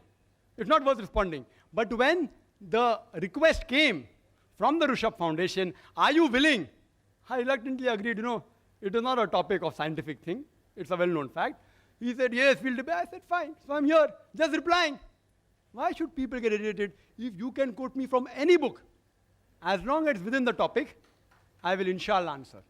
If I don't know, I will say I don't know. If I know, I will say no. I know your question, and when I got that chart, it gives food value chart, saying that proteins among the veg food is more than non-veg food. And even Mr. Rashmi Zaveri in this talk, he said that the value of proteins, the quantity is more. Mr. Rashmi Zaveri said that there were only 3 essential amino acids. You ask any doctor, it is not 3, it is 8. No wonder 5 is lacking. It is 8 essential amino acids which are not synthesized in the body. The remaining are synthesized. These essential amino acids should be given by the external food source. The proteins of animal foods, they're biologically complete, known as higher protein, because they contain all the 8 essential amino acids. The veg protein are lacking in 1 or more of the essential amino acids. It's a scientific answer. So even though the value may be more, 20 up, 10 down, it is not complete. The veg protein, the incomplete protein of lesser quality, animal protein is of higher quality and complete protein. Similarly, if you analyze, even the iron you get from the diet is of 2 types. One is heme iron, one is non-heme iron. Heme iron can be absorbed easily in the body. Non-heme iron cannot be absorbed easily. In the animal food, there is heme iron as well as non-heme iron. The vegetable food contains very little heme iron. Therefore, they cannot absorb. Therefore, there's more deficiency of iron in them. So even I agree with you, the iron content in figures may be high. The protein content may be higher. Down the conclusion is, veg food is more nutritive. It's misleading the people. It's nothing but misleading. I would call it in plain English, fraud. Who's doing it? Some vegetarian society. Misleading the people. And fraud is prohibited in every religion, small or big. Whether major or minor religion, fraud is prohibited. So, I would like to ask you a question. Would you prefer taking 10 notes of rupees 20 or 1 note or rupees 500? If you know the value for money, you choose the second. Hope that answers the question. The next question for Mr. Zaveri. Assalamu alaikum. I am Javed Sheikh. My question is to Rashmi Bhai. Rashmi Bhai, in your talk, you mentioned that diseases transmitted through meat, flesh to human beings. But plants also affected by some diseases, viral, bacterial diseases. So you can get diseases from plant, vegetarian food also. You also mentioned Dean Ornish and Deepak Chopra, references and recommendation of those doctors. If you believe in recommendations of doctors and medical professionals, Trivedis have also mentioned that. If you believe in that, I will quote only simple example. When I was child, doctors, when I was suffering from fever, doctors were suggesting that don't take bath by cold water. But nowadays, they're telling, when I get fever, they're telling that please take bath by cold water only. See, so if you are believing in quotations, statistical data, and medical things, so please give statistical data. Dr. Zakir Naik mentioned survey of America regarding coronary heart disease.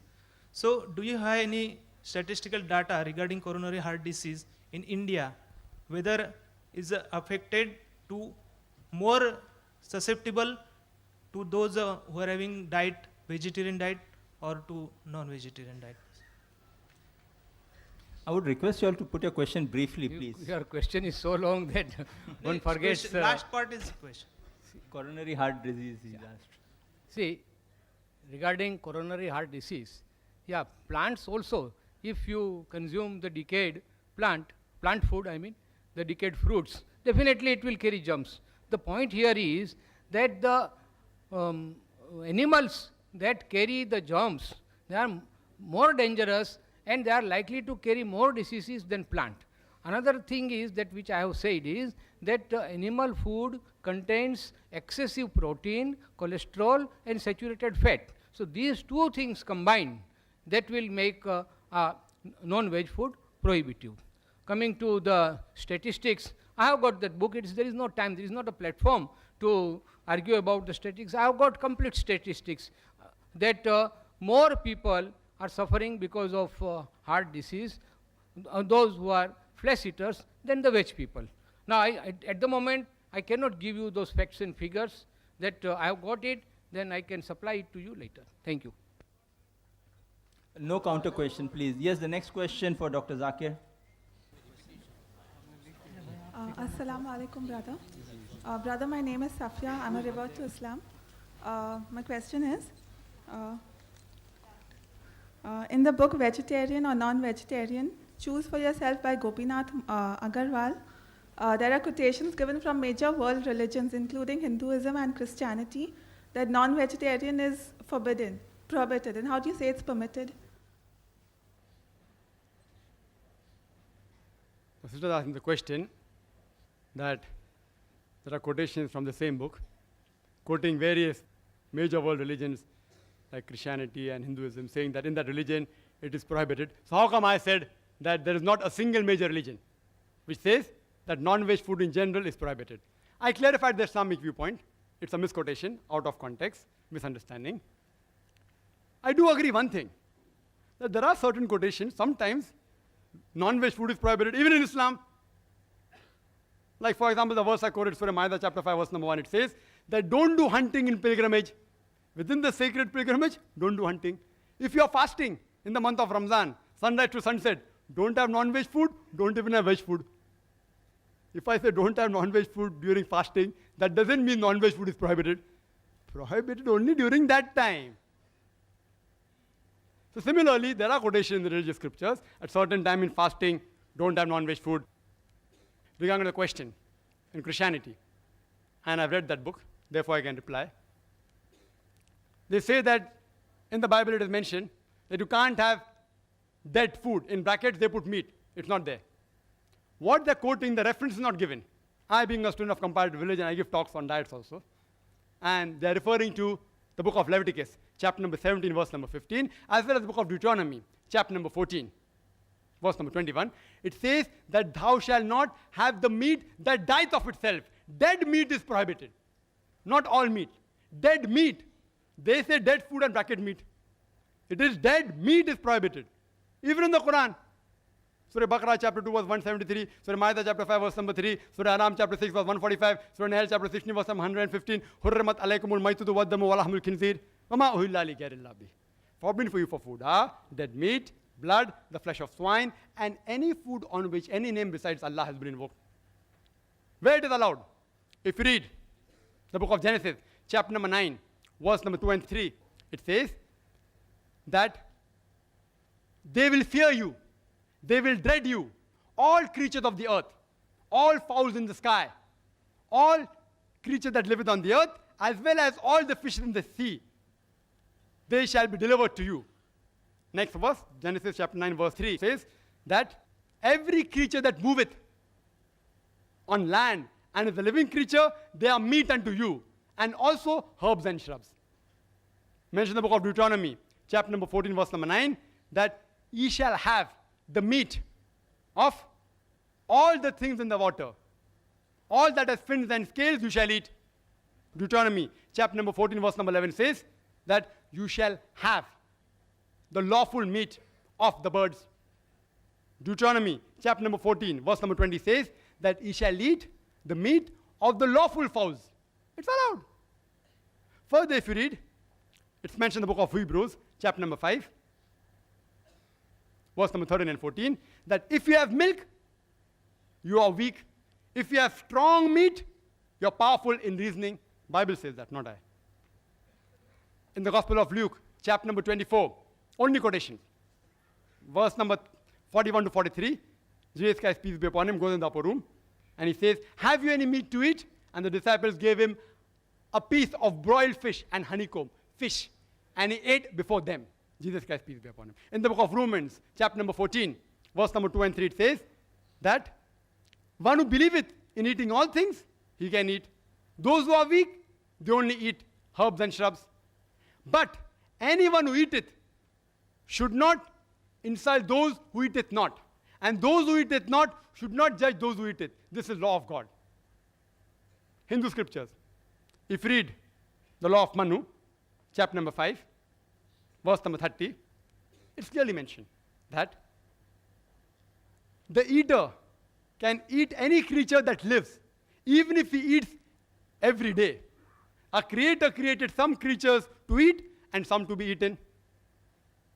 Laws of Manu, Manu Smriti, chapter number 5, verse number 31. It says that eat in a sacrifice, this is the law of God. Manu Smriti, chapter number 5, 42. It says that a twice born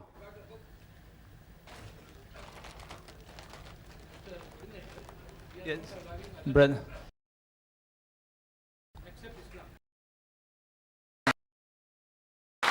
No, please.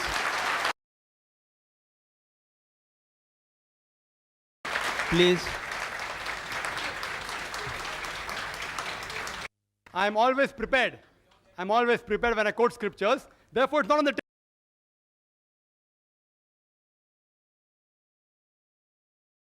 answer. Therefore, I kept it behind. Otherwise, my books are in the front always. They're compelling me to reply, therefore I'm replying. It's within the rules of the debate. I haven't completed yet. I have to speak for 5 minutes. What?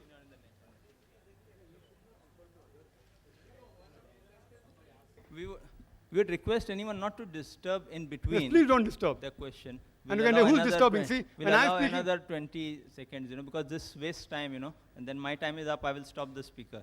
no, but someone disturbs me, I should get more time. Okay, we give. Complete the answer in 30 seconds. It's further mentioned in the Manu Smriti, chapter number 5, verse number 35, you can have meat. In Rigved, book number 10, hymn number 16, verse number 10, you can have meat. Rigved, book number 10, hymn number 85, verse number 13. Rigved, book number 10, hymn number 86, verse number 13. Says the same thing. You can have meat in Mahabharat, Anushashan Parv, chapter 88. If you read, Bhishma gives the advice to Yudhishthir. It's also mentioned in Manusmriti, chapter number 3, verse number 266 to 272.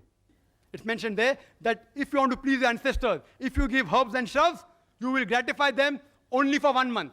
If you give fish, for 2 months. If you give venison, the flesh of deer, for 3 months. If you give mutton, for 4 months. If you give flesh of birds, for 5 months. If you give goat meat, for 6 months. If you give spotted deer, for 7 months. If you give meat of black antelope, for 8 months. If you give cow, 1 full year. If you give bull, it is 12 years. And if you give rhinoceros and red meat of goat, forever, inexhaustible. So if you have to satisfy your ancestors, according to Rigved, you have to give more, you have to give red meat.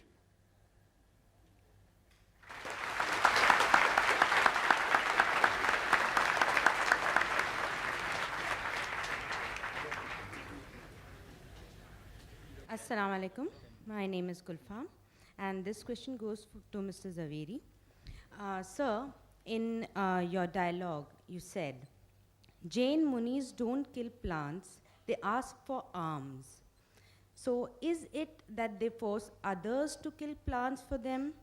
Or is it that when they put masks on their face, they are not killing the germs and others are killing the germs by not putting the mask on the face?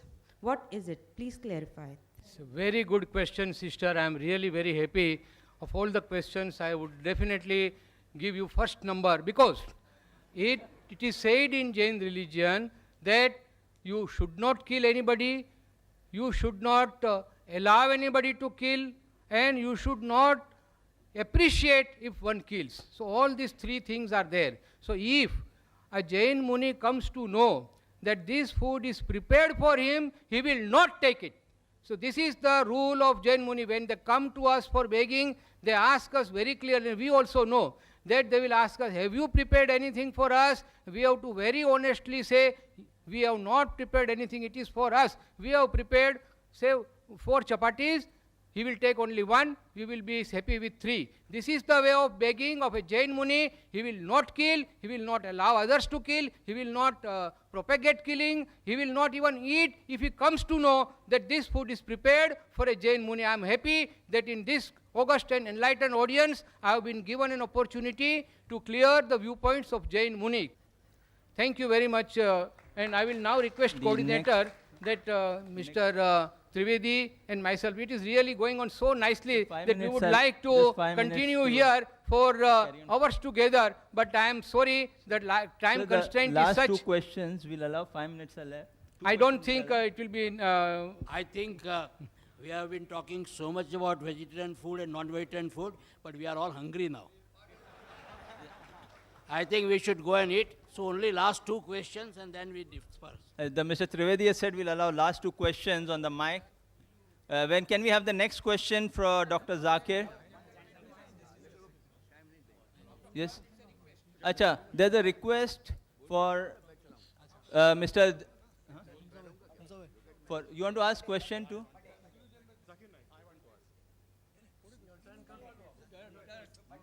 No, but they should have to follow. But I think you should have come up in the queue, you know. Huh? Assalamu alaikum. My question for Zakir bhai is, are non-vegetarian food deficient in Achha, there is a request from the other speakers. What we will do, what I will do, see, but there's a request from the side, allow 1 or 2 people to ask questions to Dr. Zakir. What I would suggest, let the speakers, in the time they're available here, let the other 2 speakers ask question, then Mr. Trivedi and Mr. Zaveri can leave, then I will give the chance so that I'm not unfair to you also, both people, so that, no, I have told them they wanted to leave, so I have to give them an opportunity to leave. They wanted those 2 people to ask question, they can ask Dr. Zakir. Which are the 2 people, Mr. Zaveri? Mr. Bade and... आप दोनों को chance दे देंगे. Then after that, we will carry on with the other 2 people will be given chance so that I'm not unfair to them. I hope the audience bears with me for another 10. Mr. Trivedi and Mr. Zaveri would like to leave after that. So let those 2 people ask question. Acha, we'll allow only... No. No. He is leaving. Let us ask 2 questions to him and let him hear. Yes. Okay. Yes, let us also ask a question. Okay, yes, agreed. Let those 2 people ask question which Mr. Zaveri has requested. Mr. Bade, who's Mr. Bade? Acha, one Mr. Bade and that Rule होता है. will not. Acha, and the other two, they two, acha, we'll allow them to ask 2 questions to one. To Dr. Hussain. Excuse me, Mr. Zawahiri. Acha.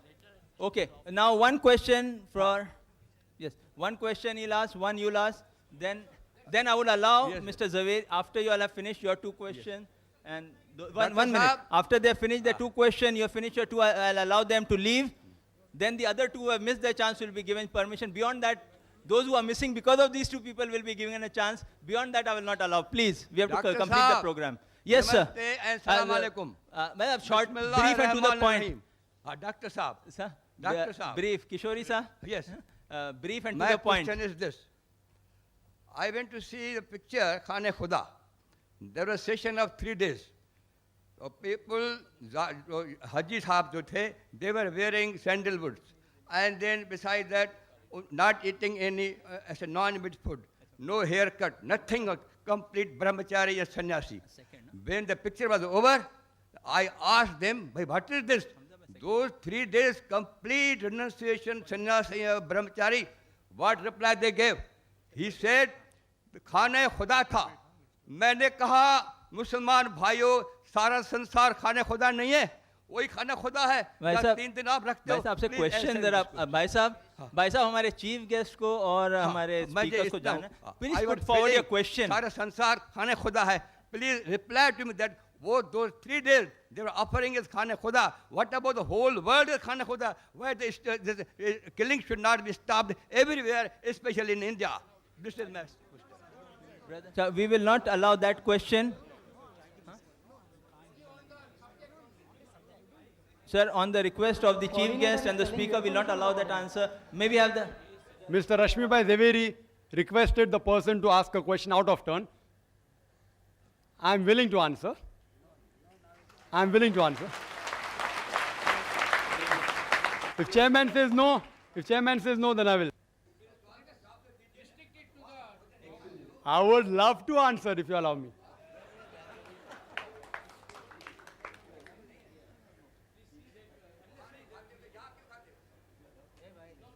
Okay. Anyway, I will control the order. Nothing will go wrong. Okay, we'll allow him, but a short this thing. What was the question? I didn't hear it. I heard the question. I am supposed to answer.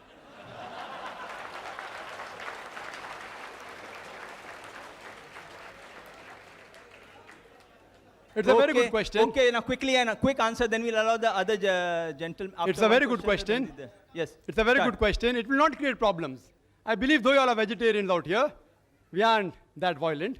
It won't create problems, I take guarantee. I will not say something that will create violence. Yes, I know there are non-veg and veg meats in Ahmedabad and Gujarat and there were riots and all here.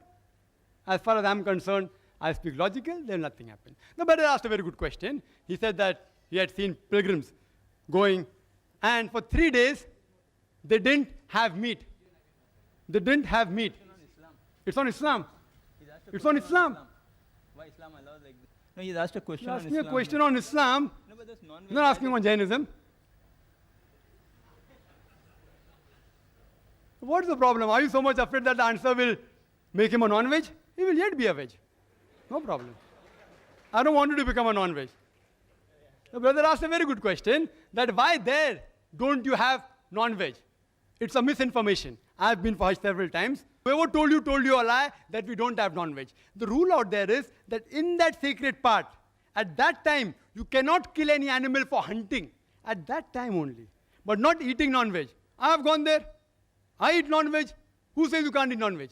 Yes, we are dressed up in 2 pieces of unsewn cloth. You know why? You know why? Because it's the biggest annual gathering in the world. People come from America, from Canada, from India, from Pakistan, from Indonesia, all dressed up in 2 pieces of unsewn cloth. Identical. You cannot make out the person next to you whether he's a king or a pauper. For universal brotherhood. Not theoretical, practical. Universal brotherhood. When we offer salah shoulder to shoulder. We eat food, we eat together. We eat even non-veg. Where you got this from, I don't know. Whoever told you, whether Muslim or non-Muslim, he has told you total falsehood. I'm telling you. I've been for Hajj several times. I've been for Umrah. It's totally wrong. And for universal brotherhood, Everyone comes there. So that you can make out people from various parts of the world. We have to be one brotherhood. Islamic brotherhood is that all human beings are brothers. And Muslims are brothers in faith. Yes, brother. Mr. Zaveri, this question is for you. At the end of your speech, Mr. Zaveri, this question is for you, please. Yes, put forward your question. Mr. Zaveri is having his attention there. Mr. Zaveri, this question is for you. At the end of your speech, you have listed 16 points differentiating between the herbivorous animals and the carnivorous animals. Now, I don't feel there is anyone in the audience to know these differences, except that you want to give emphasis on the point that giving the comparisons of herbivorous animals, you want to reflect that humans should also be herbivorous. That is, we should be vegetarian. This is what I understand. Dr. Zakir has already touched few of the points. Now, Dr. Zakir and Mr. Zaveri, I'm not a medical student by profession, I'm an engineering student. I had biology only up to my 10th standard, and thereafter only I have gathered some knowledge from here and there. Ask your question, please. Question. Now, here the points which I want to get a comment from your side is that you have said that pitalin is there in the saliva of the herbivorous animal. It is there in the carnivorous animals, and it is there present in the humans also. Now, you have said that herbivorous animals rotate their jaws while eating. I have never seen a man rotating his jaws. It's a question of if you want to put a question, you are most welcome. Put it's forward not a lecture your session. question, just we are not here to hear your impressions. If you are most welcome to ask me a question. Ask me a direct question. I will be too willing to give you a reply. Because both Mr. Trivedi and myself, we have got other appointments. We will be leaving after this. You ask your question in 3 to 4 sentences. That's all. My 3 to small 4 question, sentences. What was the need for you to give the differentiation between herbivorous and carnivorous animals? What do you want to emphasize? Yeah, it is a very natural thing that when I stated that almost all limbs and parts of the body of human being are very similar to herbivorous animals, it is for the enlightened audience to decide whether I say, whether you agree with me or not. If you agree, it's well and good. Otherwise, if you don't agree, then also well and good. Who am I to say that you must agree on one point or others? That's okay. Because what I have stated is a scientific fact, which I have got reasons and I have got proof for that. But it is for the audience to see whether it is you are agreeable to that or not. My only point was that by nature, a human being is more, not only more, but 100%. He is herbivorous, and by certain circumstances or by some other reasons, he has been made a carnivorous. Now, friends, I must tell you that I am extremely delighted to be here this morning and sharing our views, and so many misconceptions about Islam is now cleared by our learned Dr. Zakir. We never knew that these things are said in Islam, and for that I am extremely thankful to Islam Research Foundation, and I am also thankful to my friend Mr. Salecha Rushabh Foundation, and because of the time constraint of Mr. Trivedi and myself, because we have got other engagements, we will take your leave, and again thank you very much. Mr. Bade. Mr. Bade has to ask. Yes, you are Mr. Bade? Yes. No, well, excuse me. Mr. Bade has been requested specially to be given a chance to ask question. We have honored that request, and he will be given a chance now. After that, Mr. Trivedi, the last question from that side. And then, yes, last question from there. Ladies, I think, are less in number, so we disallow those 2 questions which were missed out. I hope that would be fair, Mr. Trivedi. Yes, Mr. Bade, then you, and then we finish the session. Yes, Mr. Hari Om to Hindus. Jai Jinendra to... Sorry. After we conclude the session, 2 people will get a chance to hear Dr. Zakir. If you want to hear the answer, and those who want to hear can stay back, others can go. Yes, Mr. Bade. Hari Om to Hindus. Jai Jinendra to Jains. Salam Alaikum to Muslim Bhai. Walaikum Assalam. Request to Dr. Zakir. I have all the answers of all your 20 questions, but that will not allow. Kindly give me chance. Any time you will get the logical answers of all the 20 questions. Number 1. Now, all the religions, they follow the God. God is Almighty. Now, that means one should follow His rules also. No, what is given by the God, the rules formed up by the God. एक सीधी सी बात है कि जब भगवान ने हमें जन्म दिया है तो उन्होंने हमारे लिए कुछ व्यवस्था भी की है. I'm not giving lecture. I'm not giving. I would apply the same rule I applied to the last speaker. Put your question in 5 sentences. Assume Dr. Zakir and Mr. Zaveri know the background. Ask your question. 6 sentences, I'm please. asking you the question only. तो भगवान ने हमारे लिए जो भी कुछ दिया है उन्होंने कुछ रूल फॉर्म करके दिए हैं. जैसे कि हमारे लिए सबसे इसेंशियल बात है हवा की. Plenty of hawa is available. Abundant hawa is available. उसके बाद पानी रहता है. पानी wherever you go, पानी is available. Now, other thing is food, which I am coming to the question. The food, Bhagwan has given us the food also. Kashmir में है, हमारे लिए कश्मीर में है, इलाके के मुताबिक दिया है. कश्मीर में है हमारे लिए आलमंड्स दिए हैं, काजू दिए हैं, बादाम दिए हैं, पिस्ते दिए हैं, जहाँ के वहाँ जरूरी है. 1 second. राजस्थान में जाओ, आपको वहाँ वो टेम्परेचर के मुताबिक आपको खरबूजा मिलेगा, तरबूजा मिलेगा. यहाँ हमारे लिए 1 second question I am telling you. यहाँ हमारे लिए हलवा बना के केले पे ऊपर रख दिया और whatever easily is available he has given is plenty. Now whatever he has given is plenty is cheaper, and whatever he says no, it is not to be taken or it is restricted, should be he has made it costly. So are we following the rule of the God? Sir, what is your question on this topic? Very He good. has understood it. Okay. Very, I've understood the question. Very long question. Very good question. See, I'm in the field. I can make out the question. I'm in the field. Regarding the first part, that you can answer all 20 points. I've got various students in this field. I'll ask one of my students to have a dialogue at IRF. If you want, anytime. Which date? Next Sunday. Next Sunday. Not me, my student. Next Sunday. I can answer to anybody. Next Sunday. Anybody. Next Sunday? Anybody. Okay, done. Next Sunday you're invited. What's your name? Brother, your name? Everything will be given. Mr. Bade will come to IRF at 10:30. Fine. 10:30 morning. Sunday. Same format here. And my student will debate. Anyone. Same topic.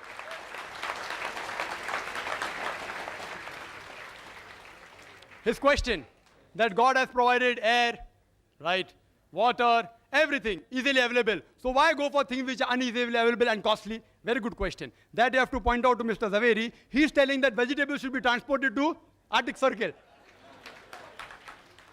Vegetables should be transported to deserts. Tell him, I didn't say that. I'm saying if vegetable is available, have vegetable. If animal is available, have the lawful animal. You have to pose that question to him, not to me. Point number 1. You should have easily available food as long as it is lawful. We should have expensive food, you told me. It's like I telling a rich person, why are you living in Nariman Point? You know, 1 square feet of land, apartment, Nariman Point, costs 25,000 rupees. Come to Mira Road, only 1,000 rupees per square feet. When the rich man can afford to pay money to buy a good flat, why are you preventing a rich man to buy good food? And non-veg food, in protein, in iron, in various ways, medically, it is superior, it's of higher quality. So if rich man can afford it, why are you stopping? If you can't afford, have vegetables. I'm not stopping you. Hope that answers the question.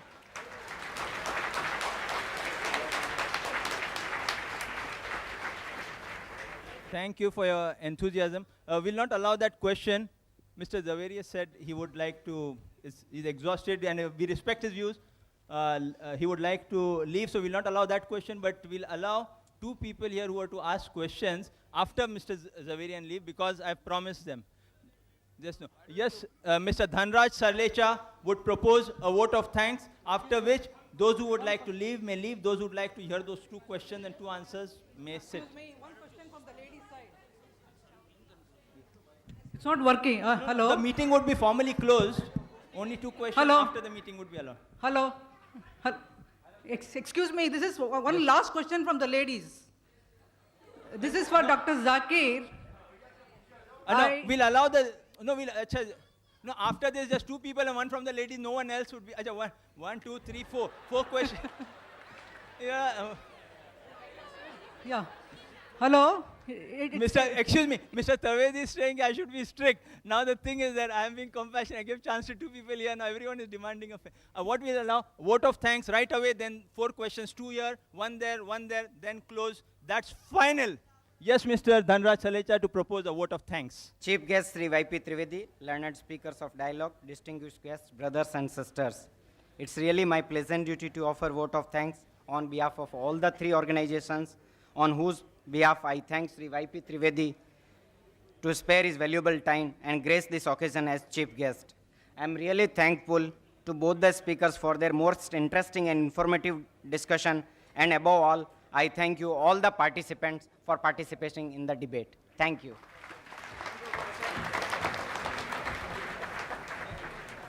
Thank you, sir. Now we continue on with the 4 questions. The chief guest, Mr. Trivedi, Mr. Zaveri are excused. Those who would like to hear the 3 or 4 questions aloud may sit back. We will continue in a minute as the chief guest and the speaker leave. The formal program is closed. We will have an informal 4 questions allowed for the audiences, for the 4 questioners who didn't get a chance because of my interfering and giving the other speakers a chance. Ladies and gentlemen, your attention please. We are starting the sequel question answer session right away. Yes, brother. My question is, are non-vegetarian food deficient in nutrition?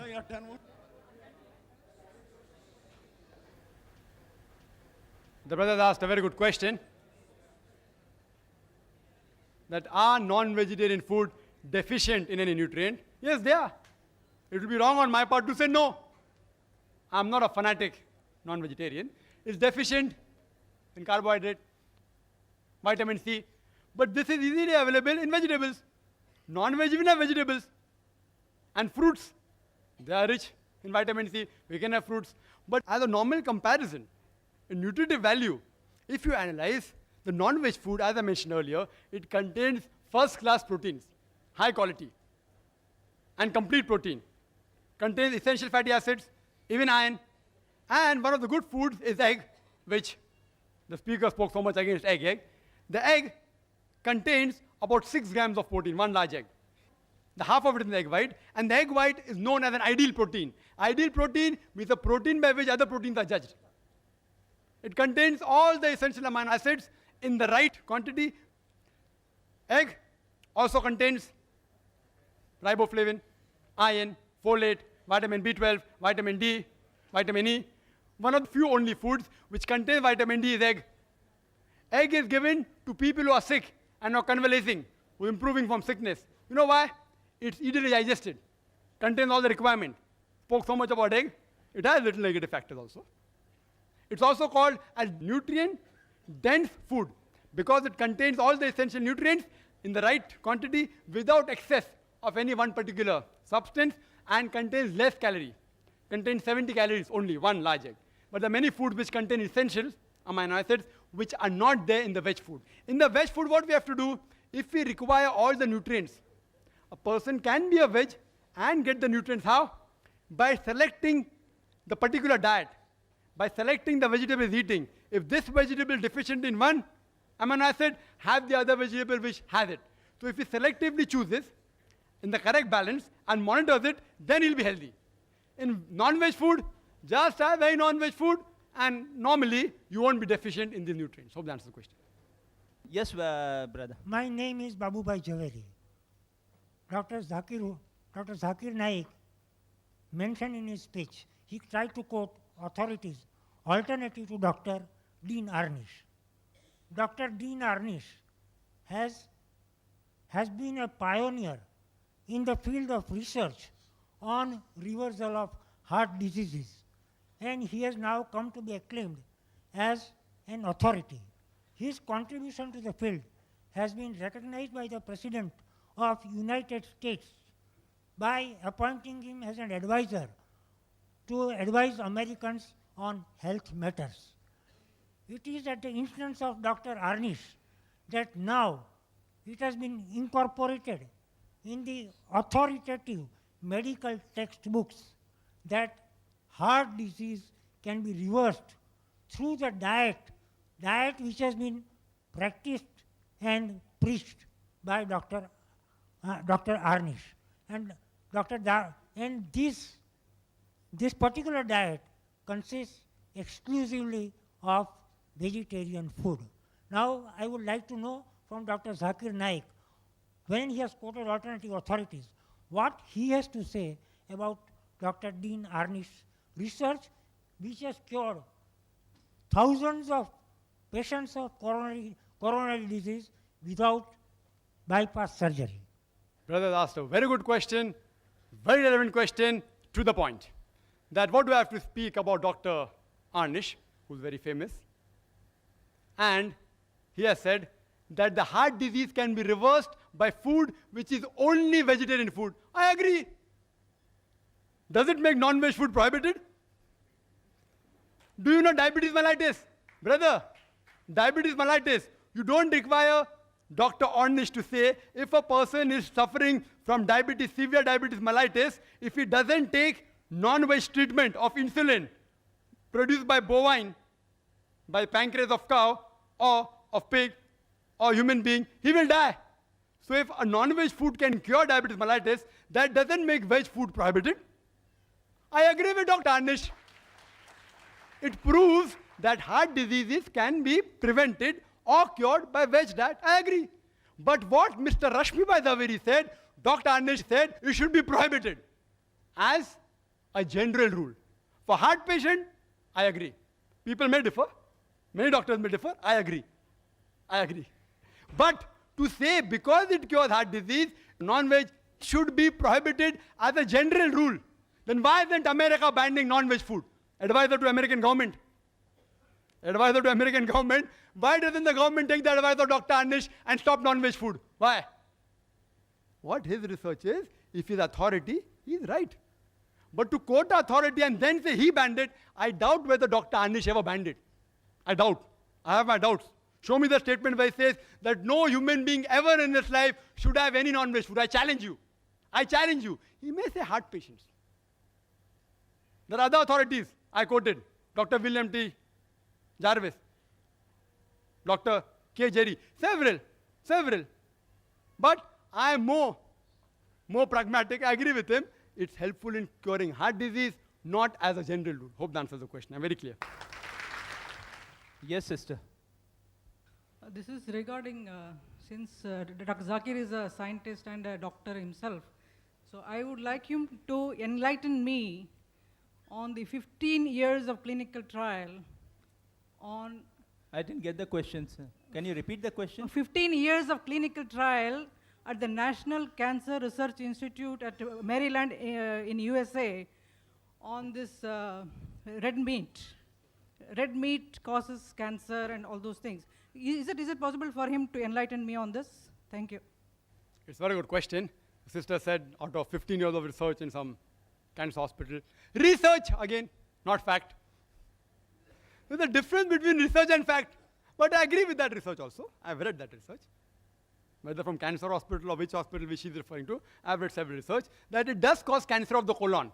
Excessive eating of non-veg causes cancer of colon if it doesn't contain diet rich in fiber. If the diet is rich in fiber, however much meat you have, it will not cause cancer. If it's combined with excessive eating of non-veg and lack of fibrous diet. You know, veg food you eat, it can't be digested because the cellulose can't be digested, it remains as fibers, which helps in the motility. Excessive eating of non-veg with not eating fibrous diet causes cancer of colon. But if you have the proper combination, everyone having red meat doesn't have cancer. Excessive eating, Quran says it is haram. So they are going against the Quran, they are bound to get diseased. That doesn't mean non-veg should be prohibited, it should be said excessive eating of non-veg should be prohibited. Hope that answers the question. Wa akhiru da'wana alhamdulillah rabbil alamin. Thank you very much. Jazakallah khairan.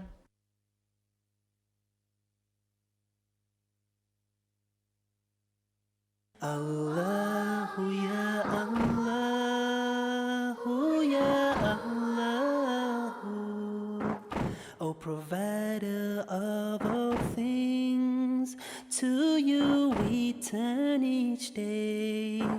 O merciful creator, only to you